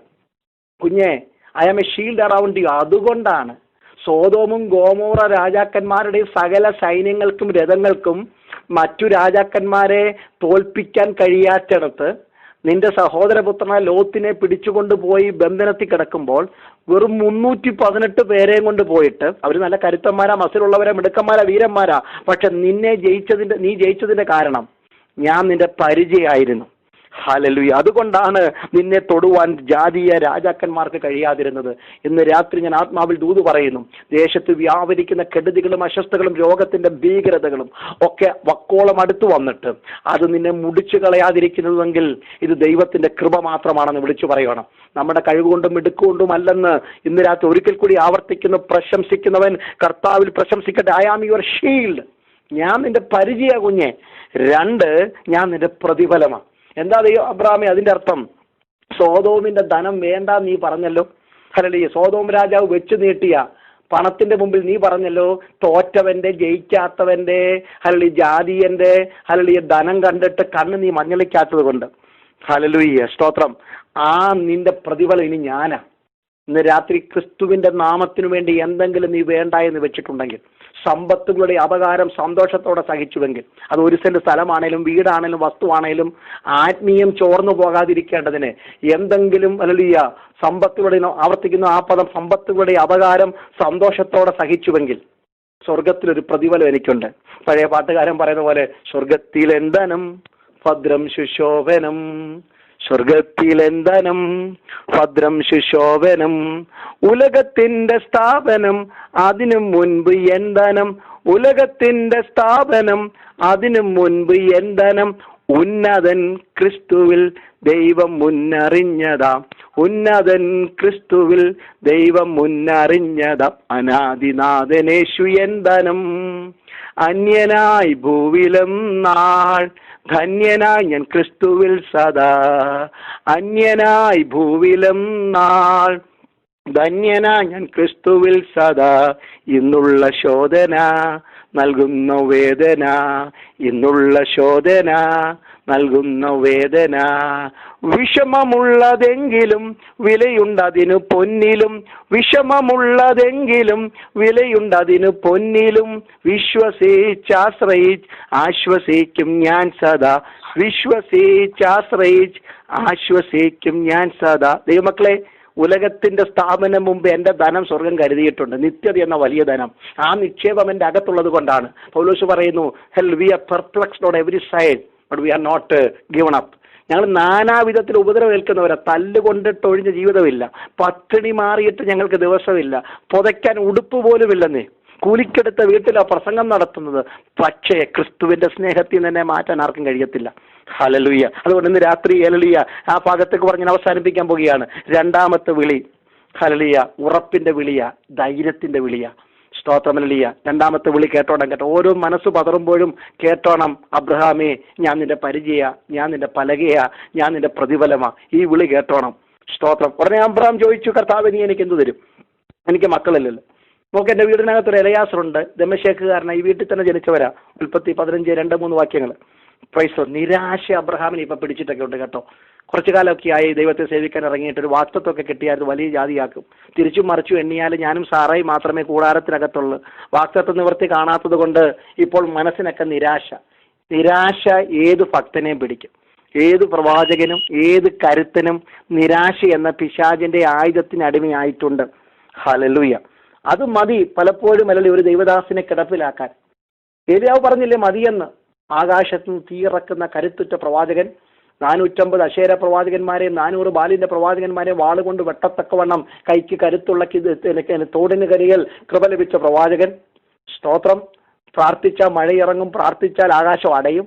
വിധവയുടെ വീടിനകത്ത് മുറിക്കകത്ത് കലത്തിലും കലശത്തിലും വിരൽ ചൂണ്ടി എണ്ണ വർദ്ധിപ്പിക്കുന്നവൻ, മകനെ മുറിക്കകത്ത് പ്രാർത്ഥിച്ച് ശവത്തിൽ നിന്ന് ശവം ഉയർപ്പിക്കുന്ന കൃപയുള്ള ദൈവദാസൻ. പക്ഷേ ഒരു സ്ത്രീയുടെ വാക്കിന് മുമ്പിൽ ഇവിടെ ചൂരച്ചെടിയുടെ തണലിൽ കിടക്കുകയല്ലേ. നിങ്ങൾക്കറിയാം, നിരാശ ഏത് ഭക്തനെയും പിടിക്കും. ഏലിയാവായാലും നിരാശയ്ക്ക് അടിമയാ. ഹല്ലേലൂയ. എത്രയോ പ്രാവശ്യം ദാവീദ് പറഞ്ഞു, മതി മതി, ഞാൻ ഈ എന്തിനാ ജീവിക്കുന്നത്, ഒരു ചത്ത നായെപ്പോലെ ഞാൻ ആയിപ്പോയല്ലോ. പക്ഷെ ദൈവമക്കളെ, നമ്മുടെ വഴിയല്ല ദൈവത്തിന്റെ വഴി. Praise the Lord. ചൂരച്ചെടിയുടെ തണലിൽ കിടക്കുന്ന ഏലിയാവിനെ പലപ്പോഴും കാക്കയെ വിട്ട് ദൈവം ആഹാരം കൊടുത്തിട്ടുണ്ട്. പക്ഷെ ഇവിടെ കാക്ക കൊടുക്കുന്ന ആഹാരത്താൽ ഏലിയാവിന്റെ നിരാശ മാറത്തില്ല. ഇതൊന്നും നിങ്ങൾക്ക് മനസ്സിലായോ? 2 വർഷത്തോളം വിധവയുടെ വീട്ടിൽ രാവിലെയും വൈകിട്ടും ഉച്ചയ്ക്കും സുഭിക്ഷമായി അല്ലെങ്കിൽ ആഹാരം കഴിച്ച ഏലിയാവിന് നിരാശ മാറാൻ ആ അപ്പവും ആ വെള്ളവും തികയത്തില്ല. ഇവിടെ മനുഷ്യന്റെ കൈ തൊടാത്ത ഒരടയുമായി ദൈവം തന്റെ ദൂതനെ അയച്ചു. ഇന്ന് രാത്രി വചനം കേൾക്കുന്ന ആരോ മുറിക്കകത്തിരുന്നു കൊണ്ട് മതിയെന്ന് പറഞ്ഞാൽ, ഒരു മനുഷ്യന്റെ കൈ തൊടാത്ത ഉയരത്തിന്റെ മന്ന നിന്റെ ആദരത്തിൽ വെച്ച് തന്ന് അടുത്ത 40 രാവും പകലും നിന്നെ നിർത്താതെ ഓടിക്കുന്ന ഒരു ആത്മാവിന്റെ കൃപ ഇന്ന് രാത്രി ആരുടെയൊക്കെ മെലയോ ജ്വലിച്ചിറങ്ങുന്നത് എനിക്ക് ആത്മാവിൽ കാണാം. ഞാനും പറഞ്ഞിട്ടുണ്ട് എപ്പോഴോ പ്രാവശ്യം മതിയെന്ന്, പലപ്പോഴും തോന്നിയിട്ടുണ്ട്. ഹല്ലേലൂയ. അന്നേരമൊക്കെ എൻ്റെ ആദരത്തിൽ ഒരു മനുഷ്യന്റെ കൈ തൊടാത്ത വചനത്തിന് ഒരട. യോബിന്റെ പുസ്തകം 14-ാം അധ്യായം 7 മുതൽ വായിക്കുന്ന പോലെ, ഒരു വൃക്ഷമായാൽ അതിന് പ്രത്യാശയുണ്ട്. അതിനെ നിലത്തോട് നിങ്ങൾ വെട്ടിക്കോ, കുറ്റിയോട് ചേർത്ത് വെട്ടിക്കോ, അതിന്റെ വേര് മണ്ണിൽ കെട്ടുപോയാലും അതിന്റെ കുറ്റി പഴകിപ്പോയാലും ഒരു മഴയുടെ ഗന്ധമടിച്ചാൽ അത് വീണ്ടും പൊട്ടിക്കിളിക്കും. ആത്മാവിൽ ദൂത് പറയുന്നു. ഇന്ന് രാത്രി നിങ്ങളുടെ തലയിൽ കൈവച്ച് സംസാരിക്കുന്ന പോലെ ഓരോരുത്തരും പരിശുദ്ധാത്മാവിൽ നിറന്ന് ആത്മാവ് വിളിച്ചു പറയാൻ പറ്റുമോ? ഒരു വൃക്ഷമായാൽ അതിന് പ്രത്യാശയുണ്ട്. അതിന്റെ കുറ്റി പഴകിപ്പോയി, പ്രത്യാശ നഷ്ടപ്പെട്ടു, മണ്ണ് വേരിൽ കെട്ടുപോയി, ആശ അറ്റുപോയി. പക്ഷെ ഒരു മഴയുടെ ഗന്ധമടിക്കുമ്പോൾ അത് വീണ്ടും പൊട്ടിക്കിളിക്കും. എത്ര പേർക്ക് അഭിമാനത്തോടെ പറയാം, ഹല്ലേലൂയ, ഞാൻ പൊടിയോളം താഴട്ടെ, കുറ്റി പഴകി പോകട്ടെ, സാധ്യതകൾ ഇല്ലാതിരിക്കട്ടെ, പക്ഷെ ഒരു മുറിപ്പാട്ട് കേട്ടാൽ മതി, ഒരു വചനത്തിന്റെ ദൂത് കേട്ടാൽ മതി, ഒന്ന് മുഴങ്കാലി വീണാൽ മതി, ഒരു ദൈവദാസനോട് സംസാരിച്ചാൽ മതി, ഒരു കൂട്ടു സഹോദരൻ ഒന്ന് പ്രാർത്ഥിച്ചാൽ മതി. ഒരു മഴയുടെ ഗന്ധമടിച്ചാൽ ഞങ്ങൾ വീണ്ടും പൊട്ടിക്കിളിക്കും. അങ്ങനെ തഴച്ചവരെ ഞാൻ ആത്മാവിൽ കാണുന്നു. മുഖാമുഖം കാണുന്നില്ലെങ്കിലും ഇല്ല എന്ന് പറഞ്ഞ് എത്രയോ പേരെ ദൈവം വീണ്ടും മുളപ്പിച്ചിട്ടുണ്ട്. കഴിഞ്ഞു എന്ന് പറഞ്ഞ് ഫുൾ സ്റ്റോപ്പ് ഇട്ടിടത്ത് പുത്തൻ ആരംഭം ദൈവം കുറിച്ചിട്ടുണ്ട്. അബ്രഹാം പറയാ, മതി, എനിക്കുള്ളതെല്ലാം നേടിയതും വാരിക്കൂട്ടിയതും സമ്പാദിച്ചതും തന്നതും കൊണ്ടുവന്നതുമെല്ലാം ഈ എലയാസർ കൊണ്ടുപോകും. സ്വർഗം പറഞ്ഞു, കുഞ്ഞെ, അതല്ല, നിന്റെ വഴിയല്ല എൻ്റെ വഴി. 4-ാം വാക്യം ഉൽപ്പത്തി 15-ാം അധ്യായത്തിലാ. നിന്റെ വഴിയല്ല എൻ്റെ വഴി. നീ ഭോഷത്വം കാട്ടുന്നതിന് മുമ്പ് ദൈവം കയറി ഇടപെടും. കേട്ടോ, ദൈവം തരാമെന്ന് പറഞ്ഞാൽ ദൈവം തന്നിരിക്കും. കാരണം ഫോഷ്ക്ക് പറയുന്ന ദൈവമല്ല. മെസൊപ്പൊത്താമിയിൽ കൽദയരുടെ പട്ടണത്തിൽ നിന്നെ വിളിച്ചപ്പോൾ വാഗ്ദത്തത്തിന്റെ ഒരു കൂമ്പാരം മഴ പോലെ മഞ്ഞു പെയ്യുന്ന പോലെ കുഞ്ഞെ നിന്റെ മേൽ പെയ്തിറങ്ങിയെങ്കിൽ, ഹല്ലേലൂയ, ഞാൻ വ്യാജം പറയാൻ മനുഷ്യനല്ല. സ്തോത്രം. Let us walk together. നമുക്ക് ഒരുമിച്ചൊന്ന് നടക്കാം. ഉൽപ്പത്തി 15:5. Let us have an evening walk. ഇന്ന് രാത്രി നമുക്കൊരു ഈവനിങ് വോക്ക് നടത്താമെന്ന്. അത് ഈവനിങ് ആണെന്ന് ഞാൻ പറഞ്ഞതിന്റെ കാരണം, അബ്രഹാമിനെ ദൈവം നക്ഷത്രം കാണിക്കുന്നല്ലോ, ഈ നക്ഷത്രങ്ങളെ എണ്ണാം. അതുകൊണ്ടാണ് ഞാൻ പറഞ്ഞത് ഈവനിങ് വോക്കാണ്. ഒരു ദിവസം മുഴുവൻ മുറിക്കകത്ത് അടച്ചുപൂട്ടിയിട്ട് come out of the confinement of your discouragement, നിന്റെ അടച്ചുപൂട്ടിയ നിരാശയുടെ മുറിയിൽ നിന്ന് പുറത്തുവാ ദൈവദാസ. ഇന്ന് രാത്രി സഹോദരിയാലും നിന്റെ അടച്ചുപൂട്ടിയ വേദനയുടെ മുറിയിൽ നിന്ന് പുറത്തുവാ. നിന്റെ സ്വയത്തിന്റെ അലളിയ നീ തന്നെ തീരുമാനമെടുത്ത മതിയെന്ന് പറഞ്ഞ ആ കൊച്ചു മുറിയിൽ നിന്ന് പുറത്തു വന്നിട്ട് let us have a walk with God. ദൈവവചനത്തിലൊന്ന് നടന്നാട്ട്, ദൈവകൃപയിലൊന്ന് നടന്നാട്ട്, ഓർമ്മയുടെ പുസ്തകം തുറന്നാട്ട്, വാഗ്ദത്തങ്ങളെ മുറുകെ പിടിച്ച് നടന്നാട്ട്, ഇന്നലകളിൽ ദൈവം നടത്തിയ വഴികളെ നോക്കി നടന്നാട്ട്. അവരൊരുമിച്ച് നടന്ന് come out your tent of discouragement. നിന്റെ നിരാശയുടെ ഈ കൂടാരത്തിൽ നിന്ന് പുറത്തു വാ. നിന്റെ ക്ഷീണത്തിന്റെ കൂടാരത്തിൽ നിന്ന്, പരാതിയുടെയും ഭയത്തിന്റെയും കൂടാരത്തിൽ നിന്ന് പുറത്തു വന്നിട്ട് let us walk with God. Hallelujah. അതിന്റെ 6-ാം വാക്യത്തിൽ വരുമ്പോൾ ഹല്ലേലൂയ, ദൈവം പറഞ്ഞു, കുഞ്ഞെ നീ തലയൊന്ന് പൊക്കി നോക്കിയാട്ട്. ഞാൻ തല പൊക്കി നോക്കി. എന്താ കാണുന്നു? നക്ഷത്രങ്ങളെ കാണും. ഒന്ന് എണ്ണി നോക്കി. അബ്രഹാമിന്റെ മാത്തമാറ്റിക്സ് വെച്ച് അബ്രഹാം എണ്ണി. എത്ര പേര് എണ്ണിയെന്ന് എനിക്കറിയത്തില്ല. അബ്രഹാം തല കുനിച്ച്, മതി, എനിക്ക് ഇത്ര എണ്ണാൻ പറ്റത്തുള്ളൂ. ഇനി കടൽക്കരയിലെ മണൽ നോക്ക്, എണ്ണാൻ പറ്റുമോ? എനിക്കറിയത്തില്ല. ദൈവം അവനെ വെളിപ്പെടുത്തുകയാണ്. ഇതുപോലെ നിനക്ക് ഞാൻ വാഗ്ദത്തം തന്നിരിക്കുന്നത്. ആകാശത്തിൽ നക്ഷത്രങ്ങൾ തിളങ്ങി നിൽക്കുന്നിടത്തോളം, അത് നിർമ്മിച്ച ഞാൻ ജീവനോട് ഇരിക്കുന്നിടത്തോളം നിന്നോട് പറഞ്ഞ വാഗ്ദത്തങ്ങൾക്ക് ഒരു പോറൽ പോലും ഏറ്റിട്ടില്ല. എത്ര പേര് ഇന്ന് രാത്രി വിശ്വസിക്കുന്നു? കടൽക്കരയിലെ മണല് നിനക്ക് എണ്ണി തിട്ടപ്പെടുത്താമോ കുഞ്ഞെ? എണ്ണി തിട്ടപ്പെടുത്താൻ പറ്റത്തില്ല. അതുപോലെ നിന്നോടുള്ള ദൈവത്തിന്റെ വാഗ്ദത്തങ്ങൾ. ദൈവം വിളിച്ച 2-ാമത്തെ വിളി കോൾ ഓഫ് അഷ്വറൻസ്. വിശ്വാസ യാത്രയിൽ ഇറങ്ങി പുറപ്പെട്ട എന്നോടും നിങ്ങളോടും ദൈവത്തിന് പറയുവാനുള്ള 2-ാമത്തെ സന്ദേശം, വേർപെട്ടവനെ, നിന്റെ ജീവിതയാത്രയുടെ കരുത്ത് ഞാനാ. നിന്റെ കരം പിടിച്ചിരിക്കുന്ന ഞാനാ കുഞ്ഞെ. സ്തോത്രമല്ലേലൂയ. നീ എലയാസറിനെ കണ്ടും വീടിനകത്തെ സാഹചര്യം കണ്ടും ഇന്നത്തെ രാജ്യങ്ങളുടെ സാഹചര്യം കണ്ടും തലകുനിച്ച് നടക്കരുത്. This is a special call for you to make you sure that I always with you. ഞാൻ നിന്റെ കൂടെ ഉണ്ട് കുഞ്ഞെ. ആസാഫ് പറയുന്നു, ഞാൻ വിചാരിച്ചു ദുഷ്ടന്റെ സൗഖ്യം കാണുമ്പോൾ, അഹങ്കാരികളുടെ ഒക്കെ വളർച്ച കാണുമ്പോൾ, ഞാൻ എന്തിനാ കൈകളെ വെറുതെ കുറ്റമില്ലായ്മയെ കഴിയത്? ഞാൻ എന്തിനാ വിശ്വാസത്തിനോട് ഇങ്ങനെ തീവ്രതയോടെ നിൽക്കുന്നത്? എൻ്റെ വീട്ടിലെന്താ ഇങ്ങനൊന്നും നന്മ കാണാത്തത്? പക്ഷേ ആലയത്തിനകത്തെ ആരാധനയിൽ അവൻ്റെ അകക്കണ്ണ് തുറന്നപ്പോൾ ആരോ തൻ്റെ തോളിൽ കൈവെക്കുന്ന പോലെ. എൻ്റെ വാക്കുകൾ അവസാനിപ്പിക്കും. ഓ ഹല്ലേലൂയ. 73-ാം സങ്കീർത്തനം 23 മുതൽ വായിക്കുമ്പോൾ, നീ എന്നെ വലങ്കയ്ക്ക് പിടിച്ചിരിക്കുന്നു. പെട്ടെന്ന് ആസാബിന് മനസ്സിലായി, ഞാൻ സംഗീത പ്രമാണിയാ, വീണ വായിക്കുന്നവനാ, കിന്നരം വായിക്കുന്നവനാ, പാട്ടിടുന്നവനാ, പാട്ട് ട്യൂൺ ചെയ്യുന്നവനാ. പക്ഷേ എൻ്റെ കൈ പാട്ട് പാടാനും ട്യൂൺ ചെയ്യാനും ഒക്കെ എൻ്റെ കൈയെ പിടിച്ചൊരു ദൈവം ഉണ്ടായിരുന്നു. ഇതുവരെ കൊണ്ടുവന്ന ദൈവമാണ്. നീ എന്നെ വലങ്കയ്ക്ക് പിടിച്ചിരിക്കുന്നു. ഇന്ന് രാത്രി ഈ ജൂൺ മാസം 26-ാം തീയതി രാത്രി ഞാൻ ആത്മാവിൽ ദൂത് പറയുന്നു. സഹോദര, സഹോദരി, കുഞ്ഞെ, മാതാവേ, പിതാവേ, ഇത്രത്തോളം കൊണ്ടുവന്ന ദൈവത്തിന്റെ കരമാ. ഭയപ്പെടേണ്ട കേട്ടോ, ഞാൻ നിന്നോട് കൂടെയുണ്ട്. ഭ്രമിച്ചു നോക്കണ്ട, ഞാൻ നിന്റെ ദൈവമാ. പേര് പറഞ്ഞു പറയുന്നു, ഞാൻ ഷിബുവിന്റെ ദൈവമാ. അതെ ഇരിക്കുന്ന സഹോദര, അന്നമ്മ, ചിന്നമ്മ, പെണ്ണ, ആരെങ്കിലും ആയിക്കോട്ടെ, നിങ്ങളുടെ പേര് ഞാൻ അങ്ങ് പറയുക. ഞാൻ നിന്റെ ദൈവമാ. ഞാൻ നിന്നെ ശക്തീകരിക്കും, ഞാൻ നിന്നെ സഹായിക്കും. How God is personalising his promise with each and every one. വ്യക്തിപരമായി ചൂണ്ടി പറയുക. നെഞ്ചത്ത് കൈവച്ച് പറഞ്ഞാട്ട് ഇരിക്കുന്ന ഇരിപ്പിൽ, ഓ റബ ഷത്തുര, കരങ്ങൾ അടിച്ചോ, കരങ്ങൾ ഉയർത്തി, ആത്മാവിൽ തുള്ളി, അന്യഭാഷകളോട് ഏറ്റു പറഞ്ഞാട്ട്, അവൻ എൻ്റെ ദൈവമാണ്, എന്നെ വലങ്കയ്ക്ക് പിടിച്ചിരിക്കുന്നു, നിന്റെ ആലോചനയാൽ നീ എന്നെ നടത്തും, പിന്നത്തേതിൽ മഹത്വത്തിലേക്ക് എന്നെ ചേർത്തുകൊള്ളും. ഹല്ലേലൂയ. പിറന്ന മണ്ണിൽ തുടങ്ങിയ യാത്ര ഇവിടെ തീരത്തില്ല, കല്ലറയ്ക്കപ്പുറത്തും എന്നെ കൊണ്ടുപോകുന്ന ദൈവം മഹത്വത്തിലേക്ക് എന്നെ ചേർത്തുകൊള്ളും. ഇത് തിരിച്ചറിഞ്ഞ ആസാഫ് രണ്ട് കൈയും ഉയർത്തി അന്നത്തെ ആരാധനയുടെ വാക്ക് കേൾക്കണമോ? ഹല്ലേലൂയ. സ്വർഗത്തിൽ എനിക്കാരുള്ളൂ റീബാന ഹത്തുന. അത് നമുക്ക് എല്ലാവർക്കും അറിയാം, സ്വർഗത്തിൽ ദൈവമാണെന്ന്. പക്ഷെ അടുത്ത പദമാണ് ആരാധനയുടെ കരുത്ത്. ഭൂമിയിലും നിന്നെ അല്ലാതെ ഞാൻ ഒന്നും ആഗ്രഹിക്കുന്നില്ല. എത്ര പേര് ഇന്ന് രാത്രി എന്നോട് ചേർന്ന് പറഞ്ഞ് നമുക്ക് ഒരുമിച്ച് പ്രാർത്ഥിക്കാം. ഒന്നാമത്തെ വിളി വേർപാടിന്റെ വിളിയാണ്. രണ്ടാമത്തെ വിളി തന്റെ ഭക്തന്മാർക്ക് ഉറപ്പും ധൈര്യവും തരുന്ന ദൈവത്തിന്റെ വിളി, കരുത്ത് തരുന്ന ദൈവത്തിന്റെ വിളി. സ്തോത്രം. പതറിപ്പോകരുത്, ക്ഷീണിച്ചു പോകരുത്, മടുത്തു പോകരുത്. ഹല്ലേലൂയ. ഇന്ന് രാത്രി അകത്ത മുറിക്കകത്ത നിരാശയിൽ നിന്ന് പുറത്തിറങ്ങി let us walk with God. ദൈവത്തിന്റെ കൂടെ നടന്നാട്ട്, വിശ്വാസത്തിന്റെ കണ്ണുകൾ ഉയർത്തിയാട്ട്, തിളങ്ങുന്ന നക്ഷത്രങ്ങളെ പോലെ വാക്തത്വങ്ങൾ കണ്ടാട്ട്, തലയ്ക്ക് മുകളിൽ കത്തി ജ്വലിക്കുന്ന സൂര്യൻ പോലെ ദൈവപ്രഭയുടെ തേജസ് കണ്ണുകൊണ്ട് കണ്ടാട്ട്, അകത്ത ഇരുട്ടുമാറുന്ന ആത്മാവിന്റെ വെളിച്ചം ഇന്ന് രാത്രി ചില ഹൃദയങ്ങളിലേക്ക് വെളിപ്പെട്ട് വരുമാറാകട്ടെ. ഞാൻ പ്രാർത്ഥിക്കുന്നു. സ്വർഗീയ പിതാവേ, ഞങ്ങളുടെ സ്നേഹമുള്ള ദൈവമേ, ദൈവസഭയ്ക്ക് അഴിവദാസിന്റെ കുടുംബത്തിനായി സ്തോത്രം. വചനം കേട്ട എല്ലാവരുടെ മേലും കർത്താവിന്റെ കൃപ വ്യാപരിക്കണമേ. അങ്ങ് ഞങ്ങളെ വിളിച്ച വിളിയെ ഞങ്ങൾ തിരിച്ചറിയുന്നു. The one who called us is faithful. അങ്ങ് വിശ്വസ്തനാണല്ലോ, അങ്ങ് അത് നിവർത്തിക്കും. ഞങ്ങളെ വേർപെട്ടവരാണെന്നുള്ളൊരു വിളി ഞങ്ങൾ കേൾക്കണം കർത്താവ്. ഓരോ ദിവസവും help us to lead a separated life, Lord. ഒരു വേർപാടിന്റെ ജീവിതം. ഇന്ന് രാത്രി ഏതിനോടാണ് ഞാൻ വേർപെടേണ്ടത് കർത്താവെ, ഞങ്ങൾക്കൊന്ന് വെളിപ്പെടുത്തി തരണമേ. സ്തോത്രം. കർത്താവ്, നിരാശ ഞങ്ങൾക്ക് വന്നിട്ടുണ്ട്, ഭാരം വന്നിട്ടുണ്ട്, ആശങ്കകളുണ്ട്. പക്ഷെ ഒരു പ്രാവശ്യം കൂടെ രണ്ടാമത് ഞങ്ങൾ ആ വിളി കേൾക്കുന്നു, ഭയപ്പെടേണ്ട, ഞാൻ നിന്റെ കൂടെ ഉണ്ടെന്ന്. കർത്താവ്, ഉറപ്പിന്റെ വിളിക്കായി സ്തോത്രം. ജനത്തോട് സംസാരിക്കണമേ, തുടർമാനമേ ഞങ്ങളെ ബലപ്പെടുത്തണം. യേശുവിൻ നാമത്തിൽ തന്നെ ആമേൻ. Thank you and God bless you. ആമേൻ. So wonderful.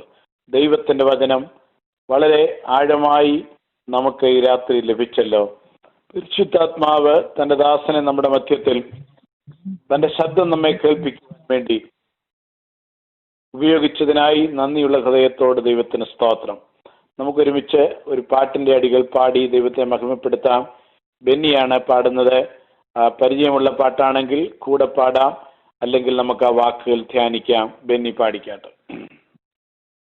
ഒട്ടക്കളത്തിലോടുന്നോരനേകരെങ്കിലോ ബിരുദു പ്രാപിക്കുന്നോനേകൻ മാത്രമല്ലയോ. ഒട്ടക്കളത്തിലോടുന്നോരനേകരെങ്കിലോ